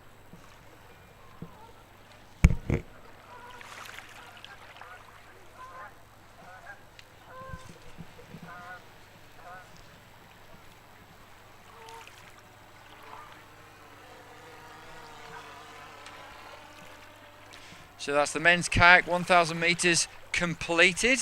Obviously we'll wait for full confirmation of that, but a really exciting race to watch there, particularly towards the end as they got to the red buoys. A real battle between Tom Lusty and Charlie Smith, and Charlie Smith taking the win in that one. And then the C1 that we've just seen, C1 1,000 metres, it was Jonathan Jones right the way down the course, basically taking the win there. Just after 12:30 we'll have the second race in the VAR, so the Paracanoe athletes will be racing shortly in the VAR in both men's and women's races. We'll see that at around 12:35. But Ivan, some dramatic racing there, maybe a little bit unexpected, and good to see. Unexpected, but you got to remember we haven't raced for 18 months, so you haven't seen those gaps closing, say, between Tom and Charlie. It's like it's bingo, it's happened suddenly. Nothing happens suddenly in sport. They're working hard, obviously. He's been working well. He's come in with a bit of confidence.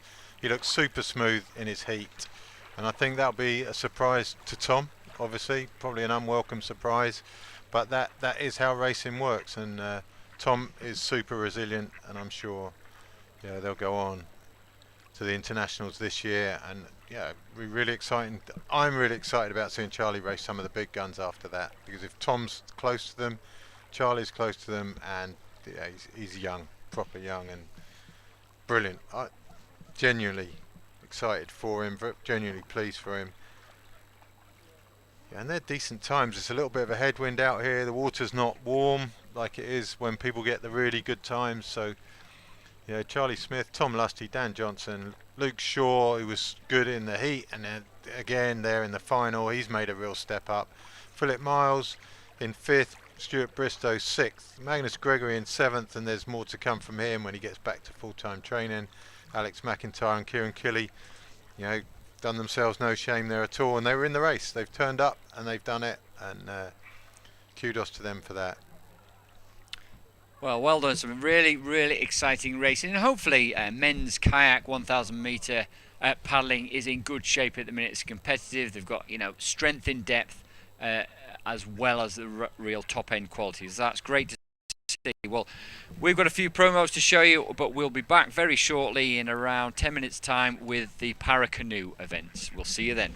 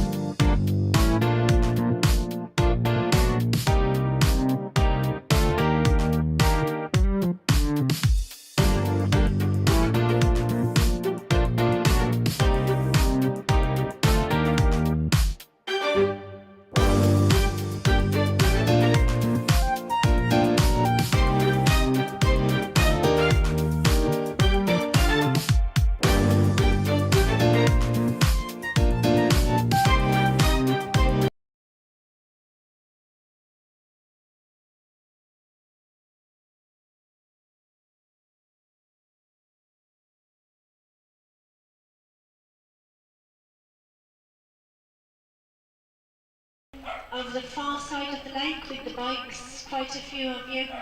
It's just a reminder that anybody who is accredited here with paddlers, with the racing, if you're an accredited person, you should be biking down following the races on this side of the lake, on the tower side please, not on the far side of the race. Anybody who isn't accredited, we ask that you please follow the government guidance on social distancing and group sizes. Thank you.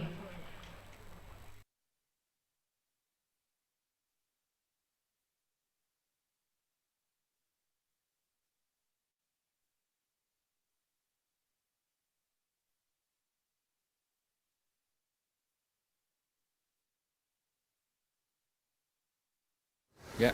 Yes, Charles. Okay, great. So you're joining us here. We've managed to get Charlie Smith just shortly after his race, and a fantastic win. Charlie, congratulations. How are you feeling after that? Yeah, I'm really, really pleased. Completely unexpected. So, yeah, just really pleased. So what was your thought process as you were going through the race? You got through to 500. You're in contention. What were you thinking as you approached the key part of the race as we get towards the end? So going into the race, on the way up and warm up, my coach pulled me and said, maybe see if you can stick with Tom for as long as you can. So that was the bit of a push.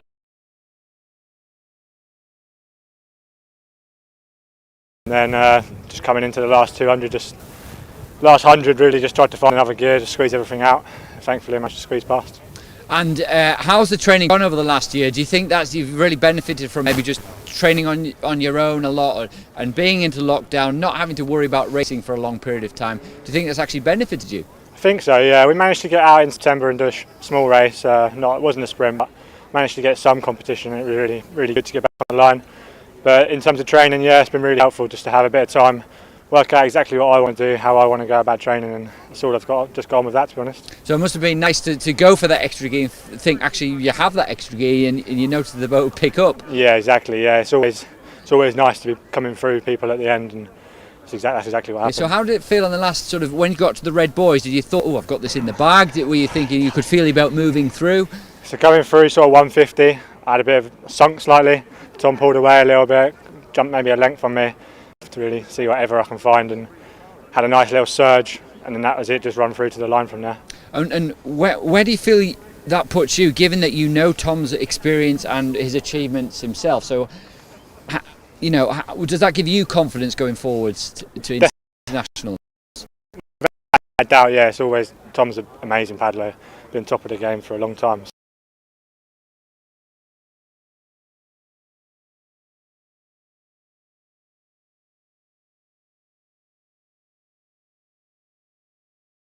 Fantastic to be able to set those new targets, given that what you've achieved today. So congratulations, well done, and good luck with what's next. Thank you very much.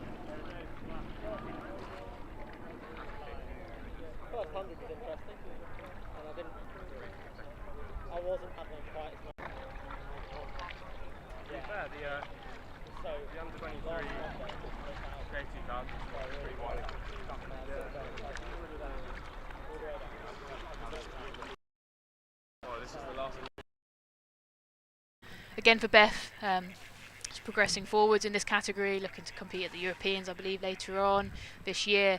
And it's for her trying new things, being brave, trusting the process, but also trusting her physical sort of conditioning that she's developed over the winter. So we'll see if she executes the same or a slightly different race plan here. Well, she's quite new to the programme, isn't she? But would have worked hard with Roger Weir, her coach, on that. And interesting, you talk about the badger there. Now, this is where innovation comes into sport, isn't it? Where you look at, right, okay, who's manufacturing the boats? Can we do a better job? If you have a stiffer boat that's able to react better through the water, that could provide that small advantage that could just be enough to be the difference between a gold and a silver medal. Massively, and these boats have a minimum weight of 13 kilos, which actually isn't that much considering the length and the additional sort of armour support. So there isn't a much material, so where you put it and create that stiffness is going to make a massive difference to the performance of the boat. Oh, and we saw Stu Clark just paddle into the bucket there, a little bit frustrating, and Emma has flown off that start line for half a boat length already in 20 metres. But Beth Fisher, look at that start. It looks like she's really executing the dynamic stroke and that rate that she's worked so hard on. Yes, she has. Well, you can see a really high stroke rate. Stuart, unfortunately, really a disappointing start for him from the first stroke, and Emma just launched her boat forwards on that and really onto it, leaning forwards. You can see absolutely eating up the course with every stroke there. But it's wonderful to see also Beth Fisher putting herself in contention early on in that race. Massively, really well executed first half by Beth, and we're seeing Stu clawing it back now. He's getting stroke by stroke, centimetre by centimetre on Em's boat, but I think Em's going to hold it to the line. You can see two very different styles here, a high rate and a low rate, so that DPS versus stroke rate sort of conundrum that is across all boat categories, but Em holds off, and it is a victory for her again. Fantastic Stu, because I think that first stroke into the bucket wasn't what he wants to execute, and there'll be a lot of learning around that, and again a really nice opportunity to take that into the third and final race. It will want to be interesting to look at the boat speeds. I know it's something that you look at as coaches, actually perhaps Stuart Clark's boat speed there for much of the race was the same, if not quicker than Emma's, but because Emma put more of a complete race together, having such a good start, there was just enough to take her over the line ahead of Stuart. Yeah, and we see from the little lunchbox on the boat where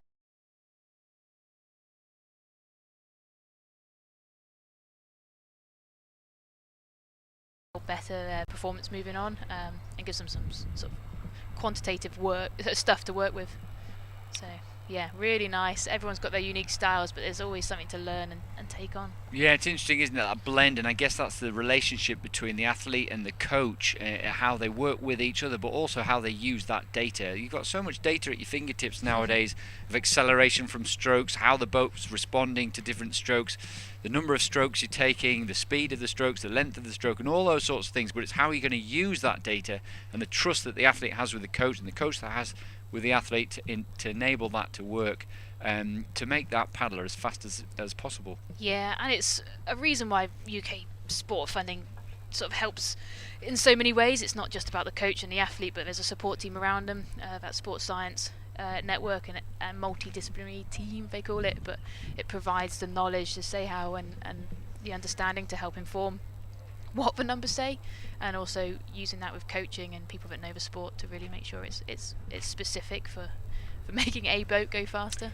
Yeah, it's an expensive business, isn't it? All that data analysis and all that equipment and technology and so on. But as you say, Hannah, hopefully it benefits the athlete. And we've just managed. Hannah's just swapped her headphones just for a moment. Thank you, Hannah. And we've got Tim Lodge here. And Tim Lodge is a competitor himself, of course. But Tim, nice of you to join us on the stream here. Welcome. Welcome. How are you doing? Very well, thank you. Very well. It's in absolutely beautiful conditions. It must be great for a paddler to get out there on the lake in these conditions. Yeah, well, it's usually like this on the Thursday or the Friday before a weekend of racing. But yeah, to come up here and see this, it's wonderful. Yeah, it's really good. The wind's sort of swirling around a bit, but yeah, it's beautiful. Yeah, really, really nice. And you'll be racing yourself tomorrow, Tim? I will indeed. Yeah. Yeah, so you'll be the racing men's KL3 tomorrow. Oh, there we go. All the papers gone. And the wind just getting up a little bit here now. You might be able to hear that through the microphones, and a few of our little notes and sheets being blown away, which isn't unusual for Nottingham, but it certainly is unusual for today. Because as soon as you said what wonderful weather we're having, that's when it changed. Absolutely. And Tim, also, you know, tell us a little bit about the position that you have on the International Canoe Federation as well as a representative there. Yeah, so I'm the chair of the International Canoe Federation Athletes Committee. I'm also on the board of directors and a member of the executive committee for the ICF. So yeah, it's been a incredibly interesting time over the last 12 months in terms of postponing and cancelling of events and making very robust what the ICF's done a lot of work on over the last few making very robust COVID protocols for all the competitions, because it's not just the competitions that we're here to see today in terms of Paracanoe and sprint. You know, you've got many disciplines of canoeing all over the world. Obviously, you know, the pandemic has impacted the entire world, and obviously the entire canoeing population and all the different competitions that are involved. So it's great to see that certainly more recently that decisions are being made to actually hold competitions now, which is fantastic. It's always dependent on the country that you're competing in and what's going on in that country. So there's, you know, we have to be very careful that we're not imposing athletes on on certain countries. But it's great to see that certainly for sprint and Paracanoe and slalom, that events that were potentially question of happening are actually happening in May, and these are Olympic qualification events. So yeah, so you know the International Federation very keen to get underway with the Hungary event, the first World Cup in Szeged in Hungary, but also in Bernal and Russia, aren't they? From a sprint point of view, a Paracanoe point of view, but also looking at the events like the World Cups that we'll have for the slalom. And the International Federation, it was amazing that they were all able to put slalom events on in October and November last year, and then looking towards putting those events on as we lead up to the Olympic Games, so that the paddlers can compete and take some of those spots that are still available for the for the Olympic Games and the Paralympic Games. yeah, certainly. I mean, talking too much about the pandemic itself, I mean, this isn't something that's going to automatically sort of disappear. As a federation, to do those safely, and there has to come a point where we do the work to ensure that our athletes and our officials and the places where the competitions are held safely. And it's great to be in a position where we're achieving that. And we, as you said, that happened towards the back end of last year. But as we move into another Olympic and Paralympic year, it's great to see that those events, because if they don't happen, then there's the potential for selection being based on events that could have occurred. Is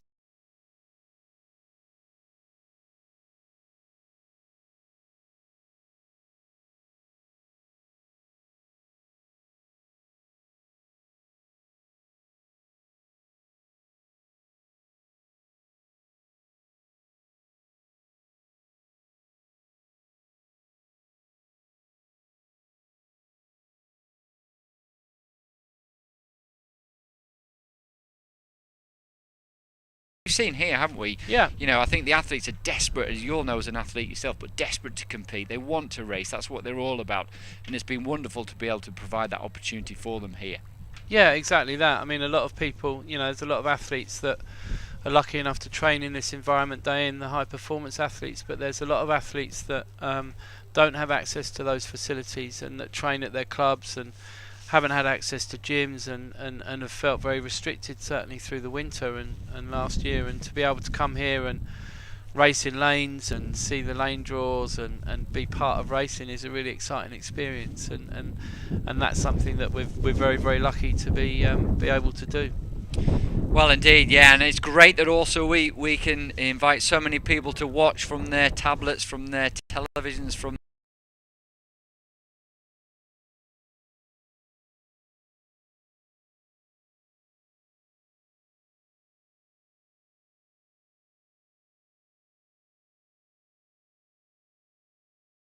it's just, hopefully it's an inspiration for anyone who enjoys paddle sports, be it wild water, be it marathon, be it sprint, be it Paracanoe, to get safely, obviously, back into a boat and get on a river and get on a lake and enjoy paddling. Yeah, it's really nice. I mean, I was watching it because I'm obviously racing tomorrow, so I was chilling out earlier watching watching it on my iPod and iPad. Sorry, iPod. On my iPad, and yeah, it's great to see. I mean, the coverage is good. You always do a fantastic job, Manny. But it's to be able to see it clearly, because I'm always asked, certainly in the UK from friends and things, well, can we watch it? Can we stream it? And the other thing with Paralympic and able-bodied sprint or Olympic, should I say, it's great to be fully, which which is great. Well, I think you're right, and that's internationally they're trying to do that more as well. Aren't Yeah, they? we've done it. I mean, working together. Yeah, they have done. To be fair, for a number of years now, and been part of the program. But one of my races tomorrow, as an example, I'll be following the Olympic champion. Afterwards, which is fantastic, and obviously racing with from Great Britain's perspective, the Paralympic team is one of the most, if not the most successful teams in the world. So to come here and race with those people and be around those people is great, and as you've said, to be able to share and show that to the world, and certainly with there not being so many people around today, it really gives you the opportunity as well to be able to talk about the athletes in a little more detail, and for them to be interviewed afterwards, and yeah, it's fantastic. So well, it's been great to have you alongside us as well, Tim. Thanks for coming in. We will have to take a little bit of a break there, where we're going to show a few of our promotional videos of what's being done in canoeing, in canoe racing. But we'll look forward to seeing you all back at 20 to 2 when we'll see the men's K2 500 metre event. So we'll be racing 500 metres for the first time this event this weekend, and we'll see the women's C2 500 metres event. So for Tim and myself, enjoy these videos, and we'll see you shortly. thank you.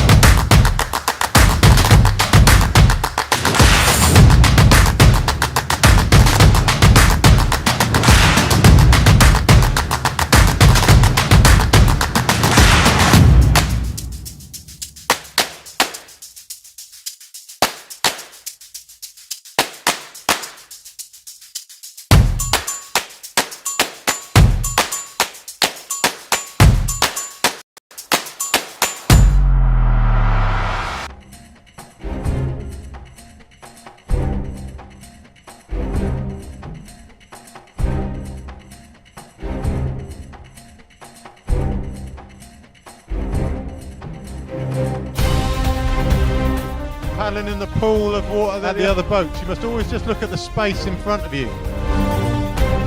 That's Kisley laying down the Lord. Here comes Kova. It's Kova, he's taking Campos on. Stroke by stroke, he's going past him. And he's gone past him like he's standing still.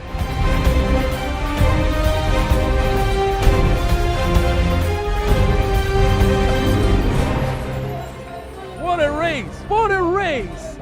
God, be calm, get in. Be calm, be calm, be calm. The Hungarians are away.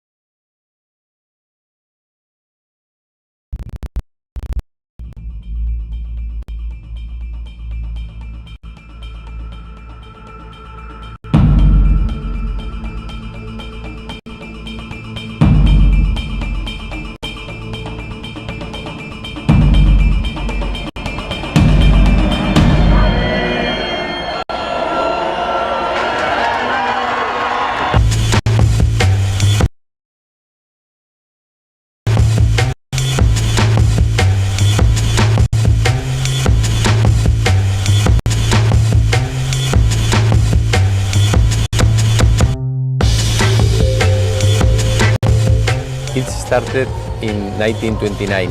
It was growing in all years and increasing the international recognize, even with the recognize of the UNESCO. And it now is one of the more important races in canoe in the world.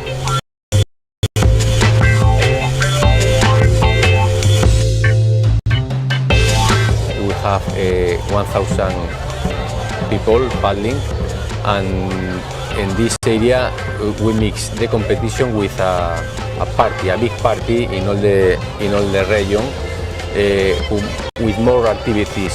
We have one techno festival. We have people enjoying in the canoe, in touristic canoeing, climbing.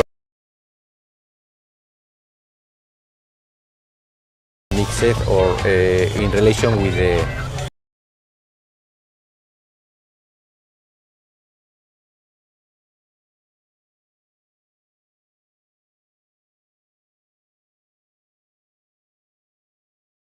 And yeah, it's awesome atmosphere, awesome vibe, and good party, and yeah, it's what it's all about. There's no race like this. Yeah, crazy many people, and just I don't know. The best part is the start, because it's the crucial part, and if you screw it up, then the race is over. I think this race takes much of experience before you can win it. So this is a fun race, and a really serious kayaker has to do. So it's very fun to be here.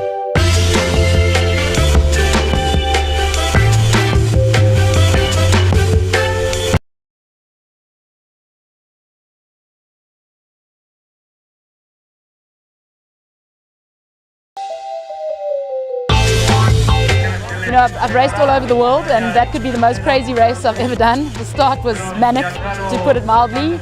I don't know, 1,000 people all trying to fit on 50 square meters of water was nuts. But you know, I knew what I was in for, and I must say it was actually really fun. I enjoyed it totally. Styris is lovely. People are so friendly, and you know, it's really pretty here. The mountains are so green, and I've been running up and around where we're staying and paddling on the river every day, and it's amazing. Actually, it's a really nice place to come on holiday.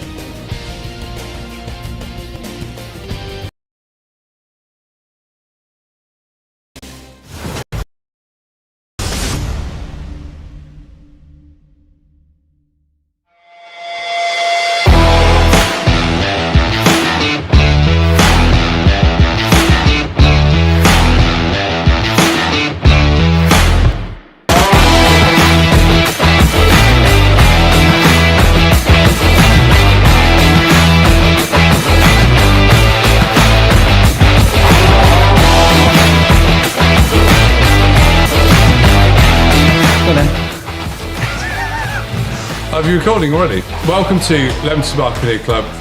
My name is Attila Herbent. I'm the head racing coach. So the training groups, we have 3 different training groups that span from junior through to under 23 up to senior level, and the novice group is 12 to 13, 14, 15 year olds, which people can come and join in from whether from the park or the local area or schools. So they come in at age around 12 years old, and the system is that they are coached within a group setting, and those groups are progressive, so they'll train throughout the year, or they progress on to a higher level of paddling, at which point they go into the intermediate group. They will then of course get more sessions and they'll get more time on the water, and as they progress and they develop, they have the opportunity to then race at a higher level and possibly into the national team and for GB. We do have a Paracanoe group as well. We've established that in 2019, 4 para-athletes in that time. We have 2 of them who are looking for GB selection, and they're hoping to gain some kind of international honours at some point or be part of the GB setup. Our ethos is to make people go fast, Brett. Our ethos for the club really, for the racing team as a group, is really to develop a holistic athlete that can progress through the ranks, and perhaps obviously we can support them to do that. We actually run two races a year. One of them is the marathon race, generally runs in springtime. We also run the Warwick Sprint event, which is a very fun event, welcome all types of people in all types of boats. Racing is over 100 metres, 200 metres, and there's a long distance race at the end of the day. That race is held in October. As I said, it's a very fun event and it's a great opportunity to get involved. And if you want to get involved in sprint racing or marathon racing, we'd really like to hear from you if you're interested in getting on the water.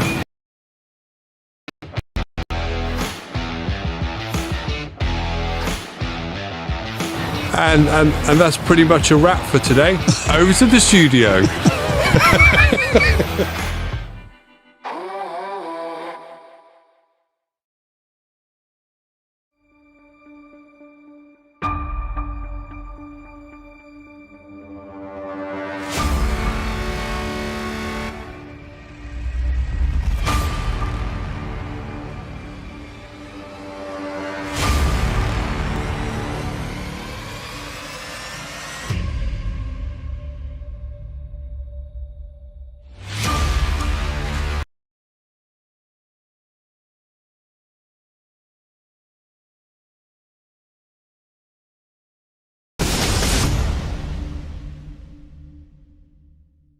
Pa Nejc Žnidarčič, dejal je, reko Sočo poznam res, naučil veslati, naučil plavati in živim z reko Sočo. Zdaj pa ta finalni nastop, zdaj se je začela ura, boj s časom, 57:50 pa čas trenutno najhitrejšega Anžeta Urankarja. Ja, nič ne bo narobe, če rečem, da zdaj pričakujemo, da bodo na vrhu 3 Slovenci. Kje bo veslal Nejc Žnidarčič? Ja, nekoliko je skrajšal, to da silno hitro gre zdaj po Soči.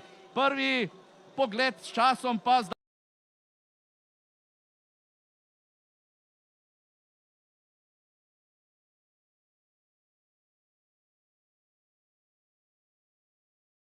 Sekunda in 40 prednosti. Koliko moči ima še Nejc za ta spodnji del? Pozna to reko res najbolje. Zdaj ta spodnji zahteven del, kako mu bo šlo tu? Tu stiska zobe, zdaj zadnji zaveslaji. Nejc Žnidarčič v cilju 55:60. To je čas, ki ga bo težko premagati. Ali bo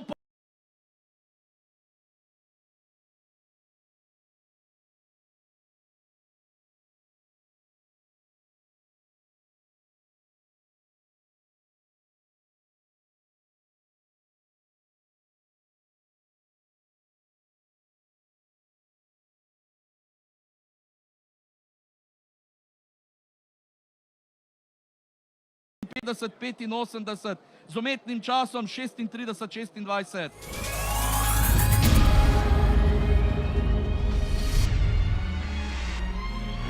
Paracanoe emerged in 2009 through an initiative by the International Canoe Federation to allow people with an impairment to participate in the sport.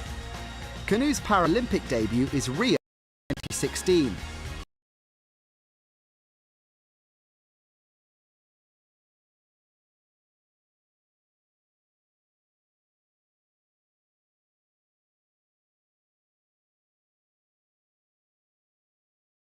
The distance quickest. The kayaks are up to 5.2 metres long, with a minimum width of 50 centimetres and weigh at least 12 kilograms. Kayaks are a single-seated boat, which the forward-facing athlete propels down the course. The athlete uses a double-bladed paddle that is pulled down the side of the kayak on alternate sides to create a balanced forward motion. Athletes accrue classification points according to their ability to move their legs and torso and based on on-water evaluation. The higher the number of points, the less severe the athlete's limitations are. Athletes are separated into 3 classes: KL1 up to 3 points, KL points, and KL3 8 or 9 points. Officials both on and meets with international standards.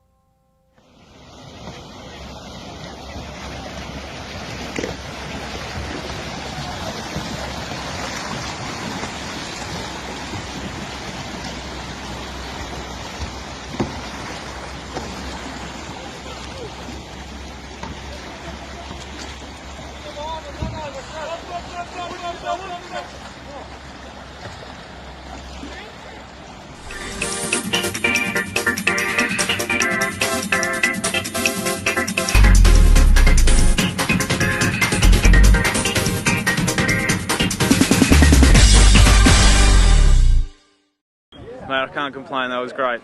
I had a better start than I normally did, so I was in a really good position, I thought.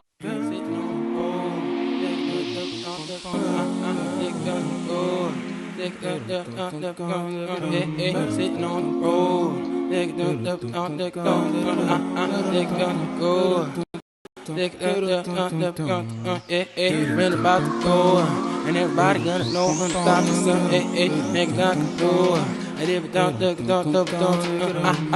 What we're trying to do is grow this as an international sport, because it's very big in Australia and South Africa, Hawaii, some of the the ocean countries. But we're getting a lot of interest from Spain, Portugal, the whole of Europe, and we want them to all embrace the sport. The English guys go over and race the Dubai race. We'd like to see this race in a few years' time having international teams from throughout the world. European home, Caribbean throne. If you want to book me to get you a phone, feel so alone, sitting on my throne. No competition, all of them get owned by Miggy Wine. Like I'm throwing wild. Let me say it again, PHI. Double the L, double the red, double the whale. That's how we get this air. Ran about the door. Definitely that wind kicked in right on the side, about maybe 3-4k back, and that was my killer point. That was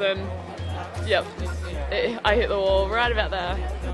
These are a brand new pair of bike pants, and I didn't know that that was there until I ran up the beach and someone said, "What happened to your leg?" And yeah, it's from the Caught up to Kirsty and then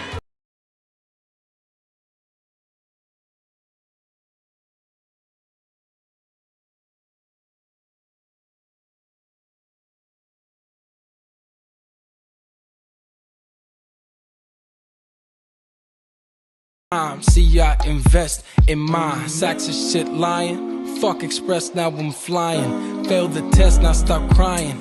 How you surprised?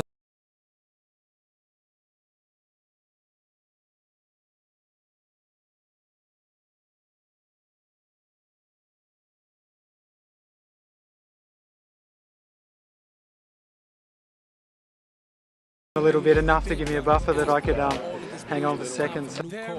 Yeah, as long as there was plenty of runs out there, so as long as I didn't miss a run, I knew that they wouldn't catch me. So as long as I kept getting them and I didn't miss any, they wouldn't make any ground up on me. Left to do. Well, that's up to you. There ain't nothing left to find. One last time. There ain't nothing left to do.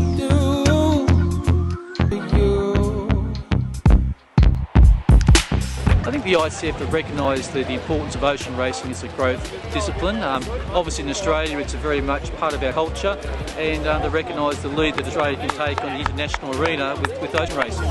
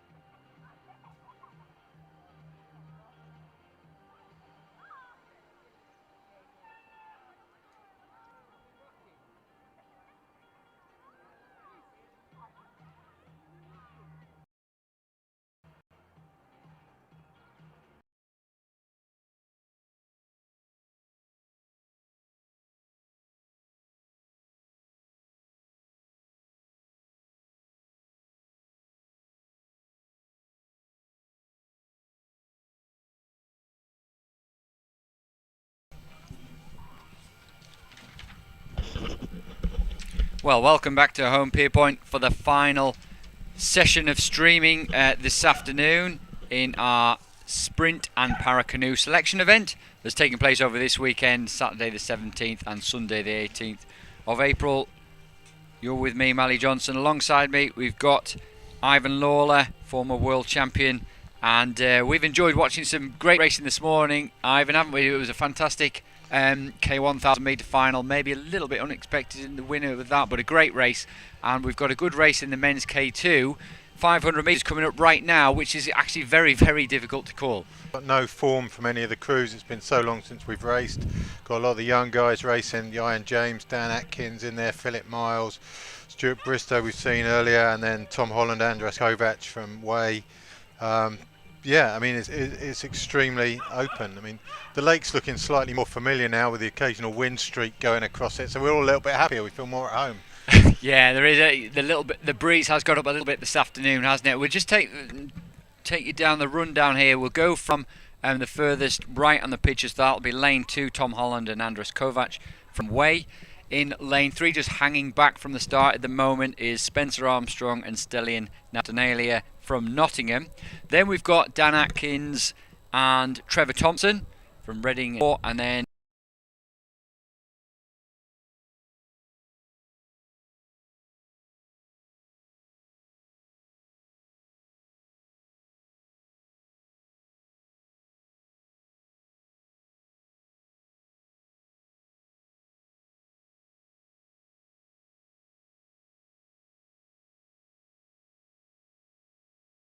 they're from Royal and 4th. They're over at the far side of the course in lane 7, just getting themselves set up for the 500 metres, so half the distance that the paddlers did this morning, and it'll be a quick race, this, around about the 90 seconds mark, so not too much of a room for error or for adjustment in this, and it should be, if this wind stays as a tailwind, should be pretty quick times. Yeah, the wind's kind of swirling round though, isn't it? Sometimes it's from the paddler's left, then it comes straight behind. It's a little bit vague. The waves there look definitely straight behind at the moment, and it's really tough to call this. Maybe on paper. Yeah, no, I can't even get it on paper. I mean,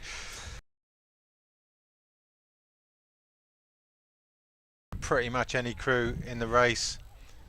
And that's how we want it, isn't it? You know, it's exciting. We've got some, as you said, we've got some young guys like Daniel Atkins in lane 4, you know, trains with Liam Heath, coached by Eric Farrell, really quick over the shorter distances, along with Trevor Thompson, and then Ian James, former world champion in K1 200 metres, over in lane 5, joining up with Philip Miles. So it's a real quality, quality paddlers here with some good international experience, certainly junior level behind them. And Johnson & Johnson in the blue boat on the far side. You know, 3rd earlier today for Dan, and their K2. I've seen them go really fast, you know, on some other races in the past, leading off a few marathon start lines. I know it's a different game, but they've got a good, well-drilled crew there. So away they go. Atkins probably first away out the blocks, and the Nottingham crew to their left also well away. Yeah, you can see a Stellian in the back of the Nottingham boat in lane 3. Good 200 metre paddler as well. But really, you could see the 200 metre speed, couldn't you, from lane 4, Dan Atkins and Trevor Thompson really getting away very, very well. And very smooth, actually. Yeah, but, you know, 500 and 200, very different games. They look like they've got plenty of time here. But these races don't end till the finish line. And we saw with Charlie coming back on Tom earlier. But they do look like they've got, you know, good length of clear water there. Maybe the timing needs a bit of working on in that boat. But well, that might tell, mightn't it, later on in the course. I mean, Ian James and Philip Miles in 5 there, you can see, with the hat on. Ian James in the front there, you know, perhaps just pacing it a bit better maybe. And Philip Miles got the 1,000 metre endurance, but that's a long gap to close with only 200 metres or less to go. So it looks like Atkins, Thompson are going to take this one out. Well, camera gives you a bit of an overlap, but it's a different angle. There's still a length up, and it's going to stay that way to the finish. And in fact, lane 6 doing well as well. So Dan Johnson and Matthew Johnson just moving up a little bit. Without the camera on the finish line, it's hard to tell whether Johnson's actually overtook the iron at the end there. But the win goes to lane 4, Atkins and Thompson. It's a shame not to see Charlie Smith out there after his race this morning with somebody. That would have been good, but I think he's in the K2000 later. So yeah, it'd be interesting to see. He's just actually been warming down on the course, Charlie, after a fantastic result this morning. And Dan Atkins in the front of that boat. A little bit dramatic, to be fair. I mean, he's pretty tired, isn't he? Bring out a camera and you get all of that. But well, it was interesting to watch them just in the red boys there. Actually, Dan Atkins in the front there had a bit of a wobble. They'd obviously putting everything on the line there. They did lead from start to finish, and you know, sometimes it didn't happen in the K1000, did it? Charlie came through, but sometimes you get yourself in the lead, you can afford to relax a little bit, and you know, it's up to the others to come and chase you. And on this occasion, the K2 managed to keep their nose in front. Yeah, I think the tailwind would have helped that as well. You had another 5 seconds on for a headwind and things start to look a little bit different. But that's the race you're given, and they did a good job of it, good execution. I think, yeah, a bit of time, maybe the timing in that crew could be a bit better, the coordination in there could improve and they could get faster still. Well, Trevor Thompson has some experience in crew boats, doesn't he? So hopefully with a bit of work that, you know, they'll be able to work on the timing, and who knows, it may be like you said earlier that some of these crews haven't actually paddled a great deal together. Well, you see these guys, some brothers, probably on the same degree of power as some of the other crews, but they're there because they've done it before and they're a well-drilled crew, and they were fighting for second at the end there. So yeah, obviously know each other well, and that's what's so important, isn't it, about crew boats, being able to, you know, paddle with each other, get that synchronicity right, and that rhythm together. And obviously being brothers can certainly help with that. Or hinder. Yeah, well, either way. I mean, I'm sure it goes either way. Yeah. When the blame game kicks in, it doesn't matter how closely related you are. But no blame on offer there. I mean, they did a good race. Yeah, pretty close, as you say, towards the end. I think it looked like Ian James and Philip Miles perhaps just second place. We'll await confirmation of that. But Dan and Matthew Johnson, a good finish from them to take what we think was the third place there. But it'll look like Dan Atkins and Trevor Thompson quite possibly will get the nod to go ahead to the World Cup in Szeged in May. Looks like between now and then Dan maybe needs to work on his fitness a bit. That was a tough race for him, wasn't it? Well, maybe, you know, he's a 200-metre paddler. This is the thing as well, isn't it? Sometimes, you know, we see this in now the Olympic distance for the K4 is 500 metres. Do the 1,000-metre guys come shorter, or do the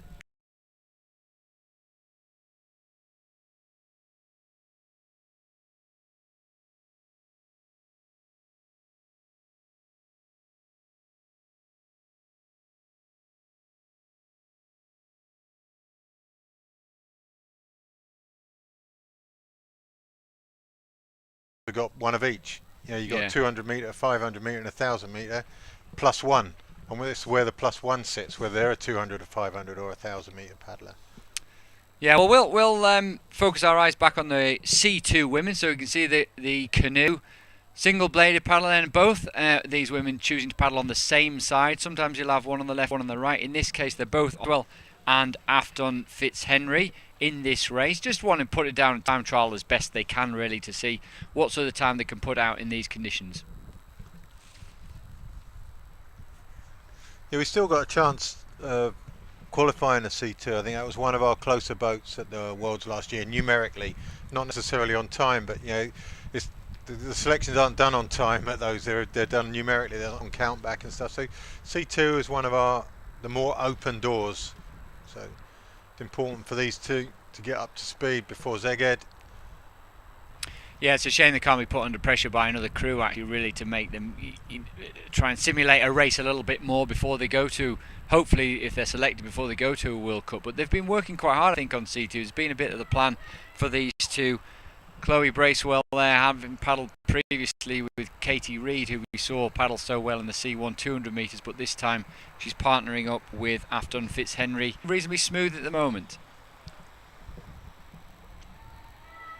It's interesting, the women's, without the depth of field in all the nations, there's quite a few of the C2s who have both paddlers on the same side. you know, the men have been doing it for longer, and there's more numbers, especially in the Eastern Bloc countries. And I think, I don't know, it looks cleaner with one each side to me. It looks a little bit odd with them both on the same side. But there's quite a few of the women's crews and successful crews that do, both on the same side. So. Yeah, and maybe in some ways it's been a tradition, as they just go through the finish line there, to paddle on opposite sides, and sometimes it takes a sort of newish event for people to think, well, actually we're going to try something different. And it's hard to know, isn't it? Hard to know from that race. I wonder what they've got out of that race alongside their coaches as well. They've obviously pushed themselves hard. You can see from Dr. Chloe Bracewell there in the front, looking pretty tired, but it would have been so much better, wouldn't it, to have some competition? Yeah. That's not even open to debate, is it? And that's one of the things as a nation we've got to do better on, is strength in depth. Yeah, we've had a well-funded program for many years. At the moment, that's ended up with us with one Olympic qualification spot and still Olympic trials with one boat coming down the course. So it's not unknown that there's improvements to be made, and there's steps being made in that direction. There's money going into some of the clubs now, and I know there's going to be some money going in for canoe, special programs for the canoes within the clubs, and efforts are being made, but we are coming up short, and have been for a little while on numbers and depth. Yeah, and we saw that in the men's K1. Actually, we've got a bit of depth now, haven't we? Some of the younger guys that are in their early 20s. We've got a bit of a group going, got a really good group going at Nottingham. And if you can get a group going, it brings everyone on, doesn't it? It feeds itself, because when you turn up for training, if you're not motivated, you can feed off the motivation of the group. So in a way, then it's not as tiring. You don't have to bring yourself up for each training session and to put it all out there. It just happens almost organically, is doing its thing. And you get a strong group like that. Back in the 80s, that group was at Royal Canoe Club. 90s, we had a group at Elmbridge. Now we're here, and the group's at Nottingham, and it works well. Yeah, I was just talking to some of the coaches about that, about groups, and there was a time when you said lots of sports did it, that they'd have a national centre and say, right, you must come to this centre, you must train there, and it's sort of come round in full circle. A little centre, but you want people to want to come there and train there. And what's most important thing is that you have that group, that social scene, that group that drive each other on and learn from each other. And it doesn't really matter where that is. And the big, the underlining of all that is wherever you're training, it has to be fun. You have to want to turn up. You're not turning up because it's your job. You're not turning up because someone else tells you to. You're turning up because that's the best option that you've got available to you. That's what you want to do. There's so much talk in sport, and especially Olympics, and they trot out all these phrases about commitment and dedication and sacrifice. Well, it shouldn't be a sacrifice. It shouldn't be a commitment. It should be what you want to do. You're not sacrificing watching TV for coming training if you want to train more than you want to watch TV. There is no sacrifice if this is your passion and this is what you want to do. So how when it is a windy day and it's cold and it's difficult and you don't really feel like it? That's where the group kicks in, isn't it? You turn up because everyone's turning up, and it's great fun, and the period before and after training are great fun, and the training is a little abbreviation in the middle where it's horrible on the lake, but you know what, you're going to talk about it, not down the pub afterwards, but that equivalent. It's the conversations around it, and it's the vibe around it. That's where you want to be, and you make a training environment to be the place where those guys want to be, and it becomes self-fulfilling. That's right. You can see the times there, decent times for a K2 500 metres there, and you can see also that Ian James and Philip Miles managed to stay ahead of the Johnson brothers. Only just though. Yeah, that was a close finish in the end, just 0.1 separating those two crews, and the Johnsons were coming back pretty rapidly towards the end, so they'd fancy their chances, I reckon, in a headwind. But yeah, the time's not bad. We're looking at Olympic qualification here, and that you're going to have to step up a bit from that to get towards Olympic qualification. But six decent crews, and maybe a little bit disappointing from the 6th place there. Tom Holland and Andrzej Kovacs, they put a lot of time in training early or warming up earlier in the day. They look really well drilled and really up for it. Being coached, I think, down by Aid Butt down in Southampton way, and good technical knowledge, good bit of science behind it, if you like. But they seem to have not enjoyed their day there. No, but it's interesting, isn't it? That there's stories in all of these races, all of these results, aren't there? Absolutely. And we were determined when we put this streaming on to show the winners and to showcase our very best, but also to look at the stories behind the other results as well. And I hope that they'll be able to go back with their coach and say, look, we've been in a high quality, top quality race here. We haven't raced for a whole back stronger next time round. Yeah, there's different motivations for different people, and some people are motivated by winning and other people are motivated by losing and not enjoying that. If I don't enjoy losing, I need to do something about it, or I need to not do it maybe. But losing is you got 6 people there, somebody has to come 6th, and there's no shame in that. You're here, you've put yourself on the line, and I think those guys will take that away and for it.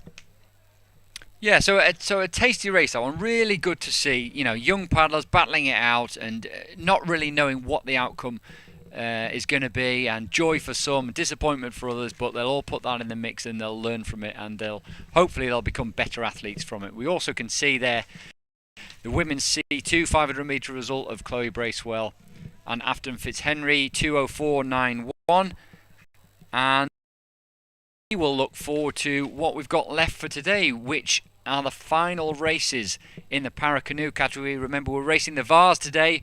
We'll see the para athletes in their kayaks tomorrow, but we've got the last of the men's VAR VL3 and the women's VL2 and 3 and men's VL2 coming up in a little while. We'll just summarise what we've seen so far today. Ivan, is there anything that stands out to you particularly? Is it just the fact that they're back racing, it's great conditions, and so far we've seen some close racing?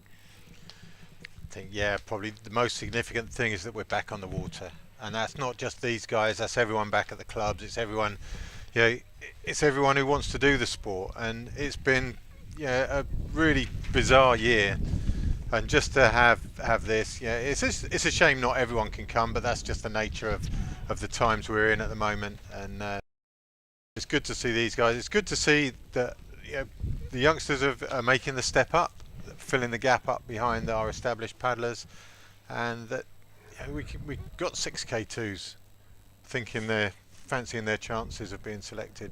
We haven't had that for a while, so all good. Well, fantastic to see. Well, we will try and grab an interview with our C2 women's C2 winners in just a minute. We've got a couple of promos to show you, and then we'll finish off the day with the Paracanoe athletes. Ivan, thanks very much for today. We look forward to seeing some racing, seeing some Elmbridge paddlers perhaps tomorrow as well. Excellent, thank you.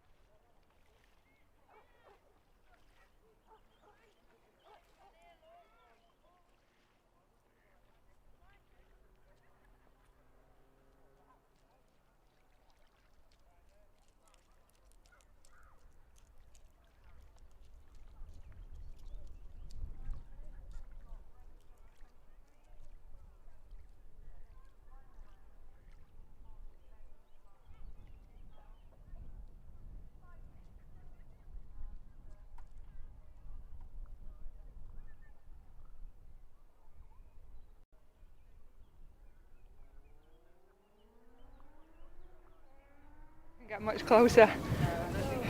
We could do can you do depth perception? All right, hi guys. Hi. Just to bring you back to the camera. Congratulations on that victory. How was the run for you?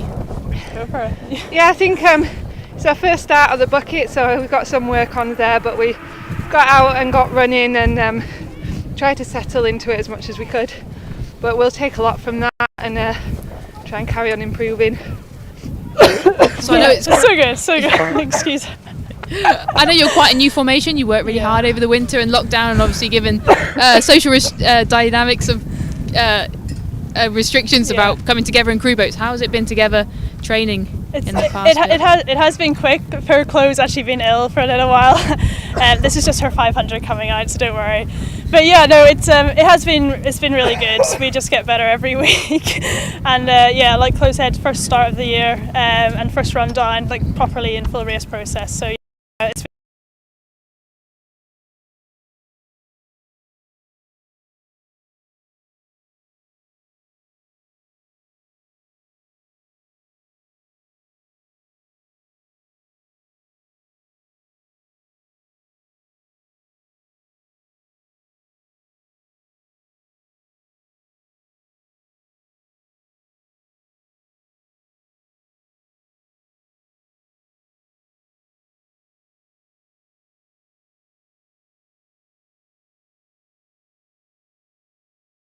on it, yeah. Nice. Well, good luck moving forward, and I'll let you go find your teammate. Cheers, thanks. Yeah, I hope she's okay. back. She just needs a drink, that's all.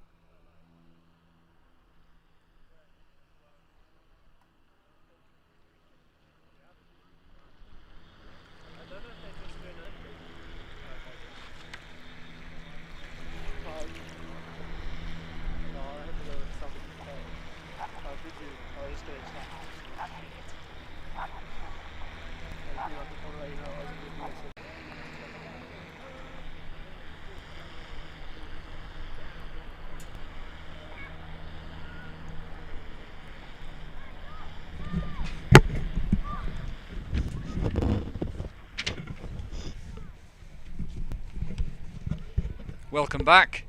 We're at our final session of the day of the canoe sprint and Paracanoe selection event here at Home Pond in Nottingham, and we have the third race in the VARs coming right up now. So we've got the men's VAR VL3 200 metres event, and Hannah, who's beside me now. Hannah, really, I mean, Stuart Wood has been in scintillating form, hasn't he? It's going to be very difficult for Jack Ayres or Martin Tweedy to get on terms, but I'm sure they're going to try.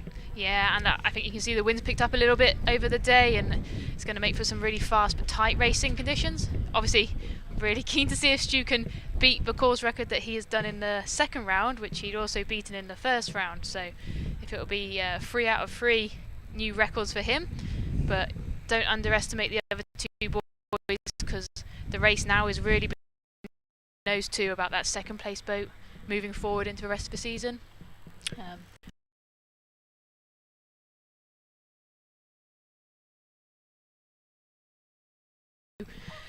Take their racing head, even though they're not neck to lane by lane, but just stick to their processes and see what they can do there. Yeah, it's interesting, you know, you've got to, I guess in the 200 metres you have to stick to your process. You can't react too much to what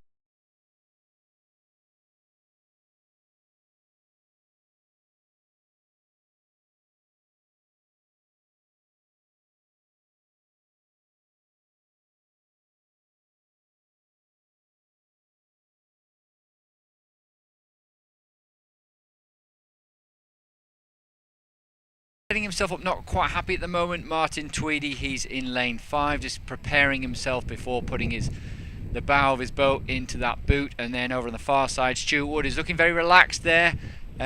He's in lane 6, and so I say looking relaxed, but they're probably tired as well. We talked about that earlier, didn't we? That you know, 2 really intense races. Yes, they're only over 45 seconds or just a little bit more than that perhaps, but so intense. A lot of preparation is needed to warm up, to warm down afterwards, to go out and do it again. The nervous energy that's used for that, given what's at stake, it is actually very tiring.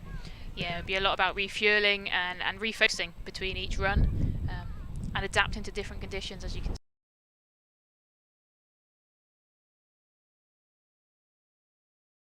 Taking buckets to drop. Yeah, and the And first stroke, so important, isn't it? And Jack's got away well there. Jack's got away really well, but so Stu. But look at Jack. This is the best start we've seen him deliver. Even at 50 metres, 40, 60 metres in, he's in touching distance of Stu Wood, and this is where Jack really comes into his own. He's got the strength in the stroke more than anyone else in this field, and you can just see him powering through the boat, jumping up and down with the amount of force he's able to transition. Stroke by stroke, and I'm just trying to check the camera angles. I think this is going to be our closest race yet. Stu has a slight advantage, but Jack is really driving on all the way now. He is, he's got to push all the way now. It looks like he's just beginning to get on top of Stewart. Really going for it. Now it's going to be a lunge over the line. Maybe Stewart's just got his bow in front. It's very difficult to see. If you look at the yellow boys, the finish line there. Woo. Unbelievable, and what a race between those two. Separated between Martin, but they still took the race to the line. Yeah, and fantastic really to see. You know, these are all the VL3 category. So, you know, we've got 3 men here. You could chuck a blanket over them. I used the words of Scott Simon earlier. That's what he said. You know, these guys are all close to each other. That time, incredibly close. Jack has been getting closer and closer.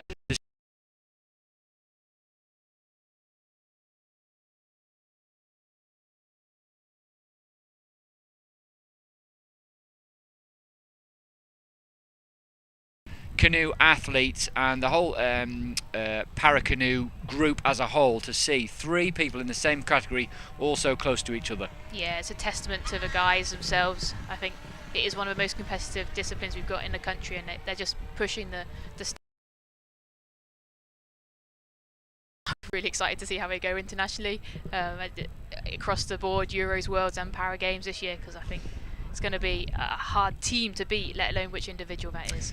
Yeah, it's interesting, isn't it? And you can see Jack there. Hard to know what he's feeling. Obviously, he's probably pleased that he put down a good race there, but perhaps he'll be disappointed not to have taken the scalp of Stuart Wood there. But like you say, such a strong squad. And with, of course, World Championships, we don't normally have a World Championships in the same year as the Olympics, but this being such an unusual year, we're going to have Europeans, we're going to have Worlds, we've got World Cups and Paralympic Games. So much to go for, even if you don't take that slot, that single,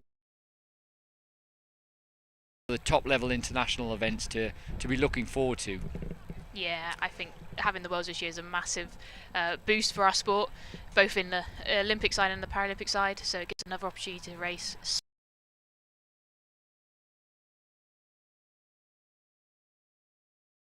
To just be able to get out there again and again.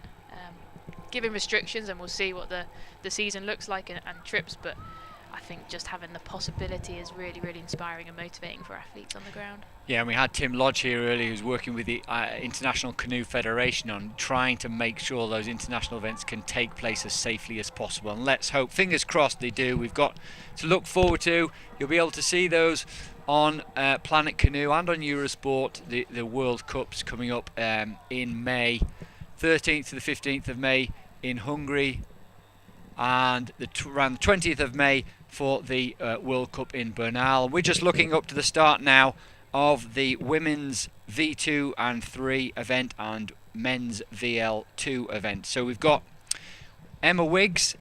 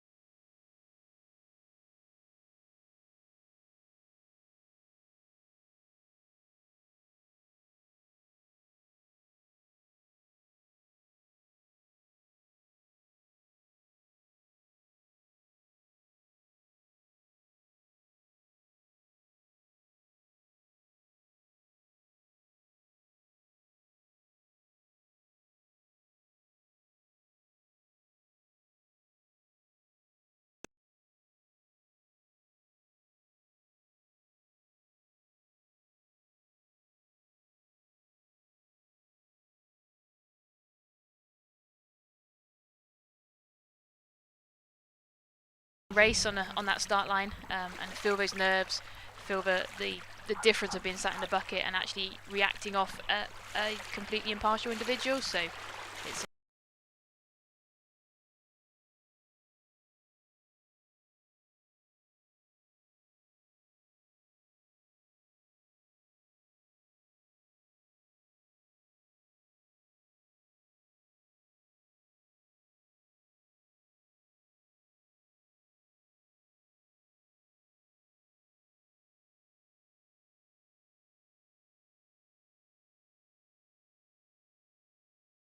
the finish tower. We're just down in the gazebo by the finish tower there. Sadly, very few people here, but that's because of the restrictions. It's a great venue for these paddlers, and particularly the para team have really benefited from most of them being together, coming together at Home Pier Point when it's safe to do so, and really pushing each other on.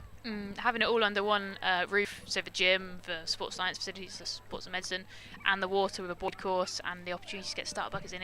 We're incredibly privileged here, but it looks spectacular on days like this, and it does always look like this in the winter, I can let you know. But yeah, there's a testament to being able to get out on the river, on the canal, on the white water course, on the lake here. It is the heart of canoeing. It is a prime location to be.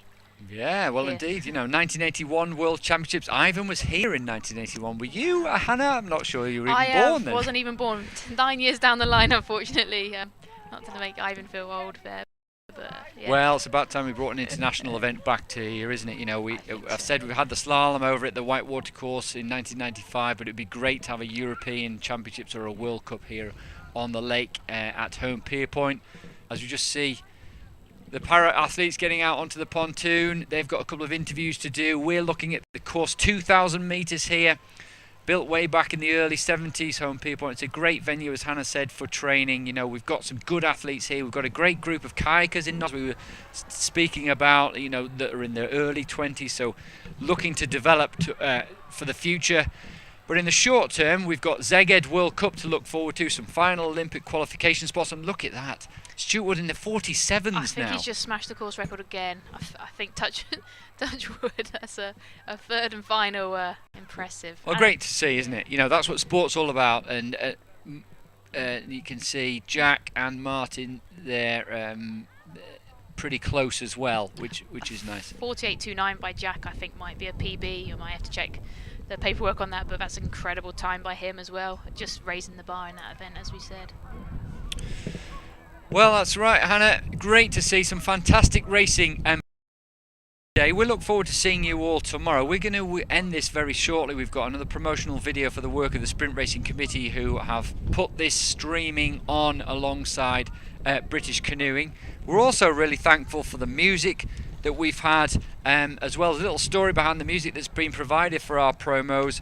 Music by Joe Firth, son of Tim Firth, who writes songs with Gary Barlow, no less, or with Gary Barlow, I should say. So thank you to Odei and Joe Firth for providing the music to our promos. Hannah, thank you for joining us. It's been fantastic to have you along. Is there anything that really stood out to you about today's racing? I think some of those para races, racing free 200 metre flat out 200 metres, is really impressive to see their delivery back to back. Incredibly close racing with some of the sprint guys. The K1000 was a really exciting race to watch all the way down to the wire, and huge testament there. But some elated performances, and then I think some disappointed, because it is what racing's about, and just to sort of cement that. But it's fantastic to see the level of British canoeing given this event for its sort of second round selection for the Olympic and even Paralympic Games. So it's awesome to see what's happened over the past 18 months, and we'll look forward to the rest of the season. Well, you're a big part of that, Hannah, as well, and it's wonderful that you and all the people, all the coaches and all the administrators and the people at the English Institute of Sport that support the sport have managed to put this on, given very, very difficult circumstances. So we're really delighted at British Canoeing and all the individuals.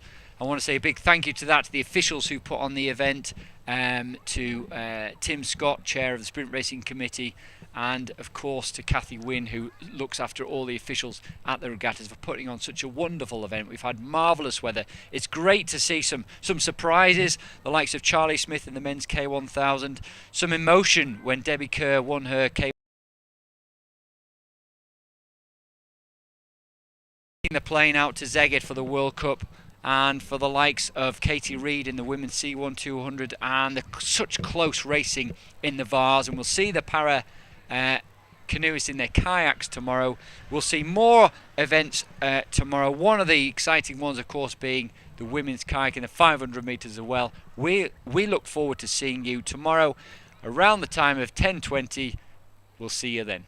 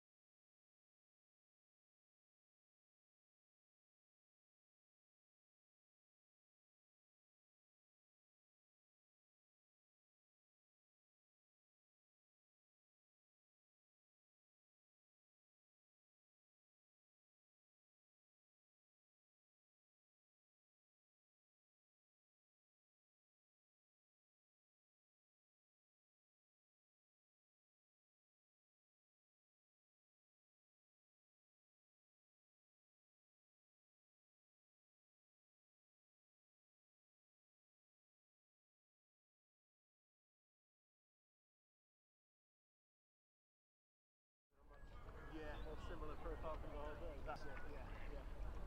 Oh mate, no, I'm really totally it's really close race tonight. We're gonna absolutely smash up the world. Yeah. What's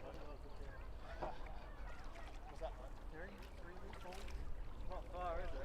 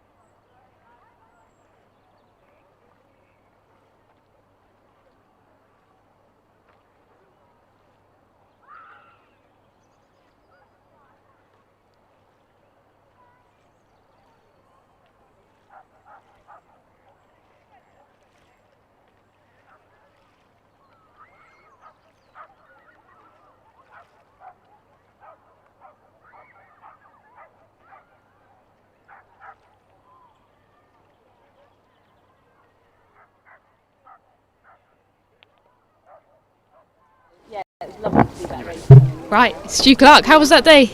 It's a fabulous day. Nice, and how were your 3 races across it? My 3 races were a little bit suspect. Okay. Wasn't very good on the first, and just went out a little bit on the way down. I think I was told I went across didn't stay quite dead centre in my lane. Third race, come out the buckets, a bucket a bit better than the previous one. I'm just trying to focus on technique, but still need some brushing up. Nice, and how are you going to take today into your future races into Szeged in a couple of weeks' time? Just work on the ones that on some of the issues that I had, and just hopefully get those right, ready for Szeged, so we can come through nice and clear. Nice, and talk to us a little bit in the VL2. Szeged is my total focus at the moment, because depending on how that goes, it'll take me through to Tokyo or not. So.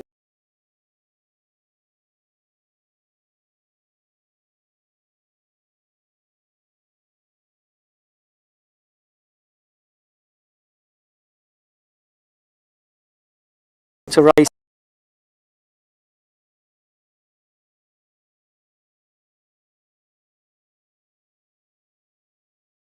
As well today, so it's great. Yeah, awesome. We wish you all the luck moving forward, and you know what you've got to do in 3-4 weeks' time. Thank you very much. Cool. Take care, bye. I'm very aware it's not where we want it.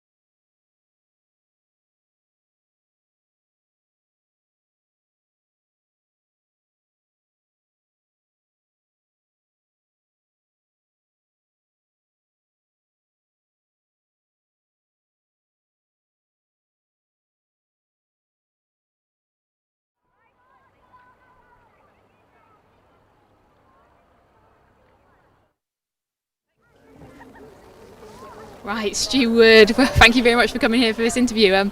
So 3 out of 3 wins today. 3-course record potentially, so just sum up today for us.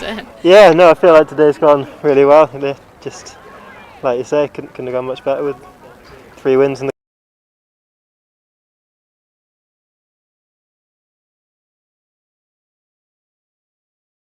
that have led to this race. Yeah, so I mean, I think it's been a very stressful 18 months for everyone.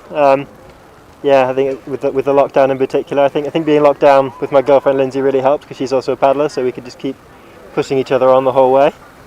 But yeah, it feels like it's been a really good run in. Nice. Do you think the extra time has helped your preparation for this year? Yeah, definitely. I think having a season with no races really opened up some opportunities to hit training that we wouldn't normally be able to hit. Nice, and you can see that into your performance now. Really, really powerful. So what does the rest of the year look like for you, I guess, moving forward?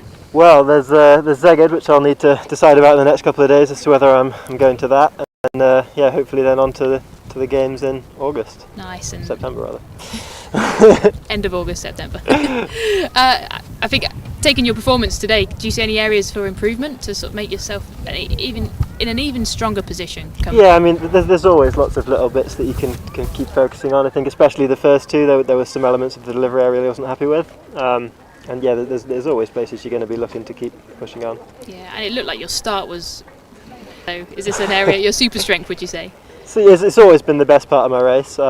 Yeah, I think probably 2 out of the 3 today I was really happy with, and then yeah, I think I've been a bit surprised actually how it's kind of moved on this year, because it was we've really been kind of focusing on my weaknesses, but it seems to have progressed a bit as well. Nice. And your weaknesses you talk about, whereabouts would they be in there? So I mean, historically it's been the end of the race. The last 50 has always been by far the hardest bit for me. I think we've made a lot of steps in that. With the exception of the first race today, I think I held it a lot better. Nice. And anything you attribute to that sort of back end capacity work, or just continuous? Like I say, I think a lot of the work we did in lockdown. I mean, the Zoom calls that we were doing on the ergo sessions, and then the work I did with Linz in the lockdown. It's all just it created a big long period where we could really just work on that without anything else kind of having to be in the way and never having to hit any competitions. Nice. It's a blessing in disguise maybe, but we wish you all the best of luck moving forward, and whatever the choices with Szeged, good luck for the rest of the season. Cheers.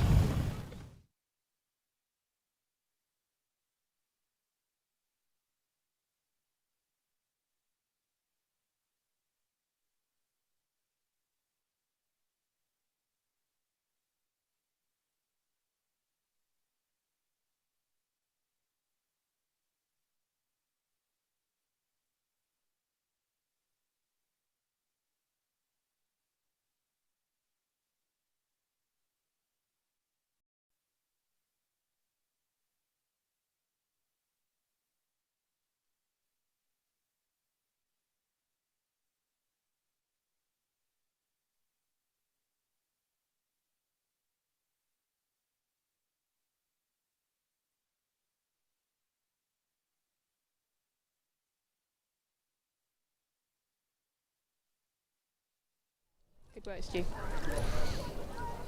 Right, hi Emma Wiggs. How was today for you? Yeah, good. Lovely to be racing. I think the weather's incredible, very unlike just for me, really, this was just about having some start lines and trying to deliver repeatedly. So I'm really, really happy with where I am. And obviously delivering 3 200s over a day with relatively short turnaround is physically demanding. I guess, can you talk to us a bit about what you did in between each race to make sure you come to the start line prepared? Yeah, I think for me, really, it was about trying to switch off and then switch back on quickly and trying to get the food right. It's not long in between, so I kind of tried to get some food down my neck and then lie down in my car and try and switch off and then very quickly switch back on. So yeah, it was a challenge, but I think it's a perfect practice for when we get racing again abroad. Nice. And racing abroad, I guess that's on the tip of everyone's tongue, but we're looking forward into the season. What have you got on your calendar or radar? I mean, I've actually decided to not go to the World Cup. I've decided to stay here. I think for me personally, I think the risks are not worth the rewards, so I'm going to stay here and maximise the training weeks, and then hopefully I've done enough today to be considered for selection for the Paralympic team, which we're building, and I know is going to be a phenomenal team, so I'm looking forward to hopefully being a part of that. Excellent. It sounds like a very wise choice given the unprecedented times we're in. Yeah. I guess with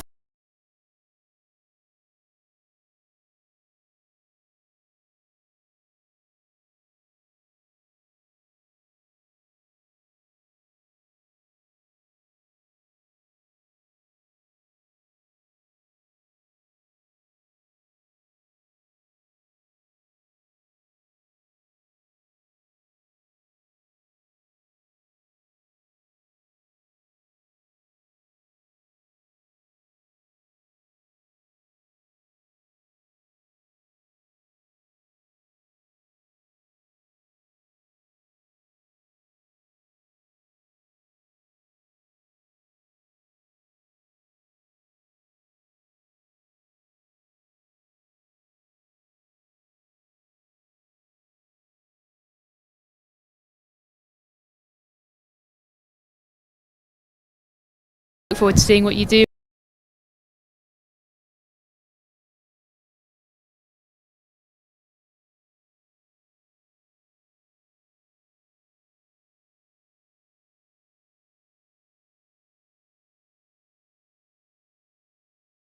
From this and take it forward. So nice. And another 3 races coming up tomorrow. So yeah, so I think it's going to have been 6 races in 28 hours, so it's good practice, and at my age that's quite a struggle, but we shall see what we can deliver, and I'm really confident that we know where we need to take it, so nice. Onwards and upwards from here.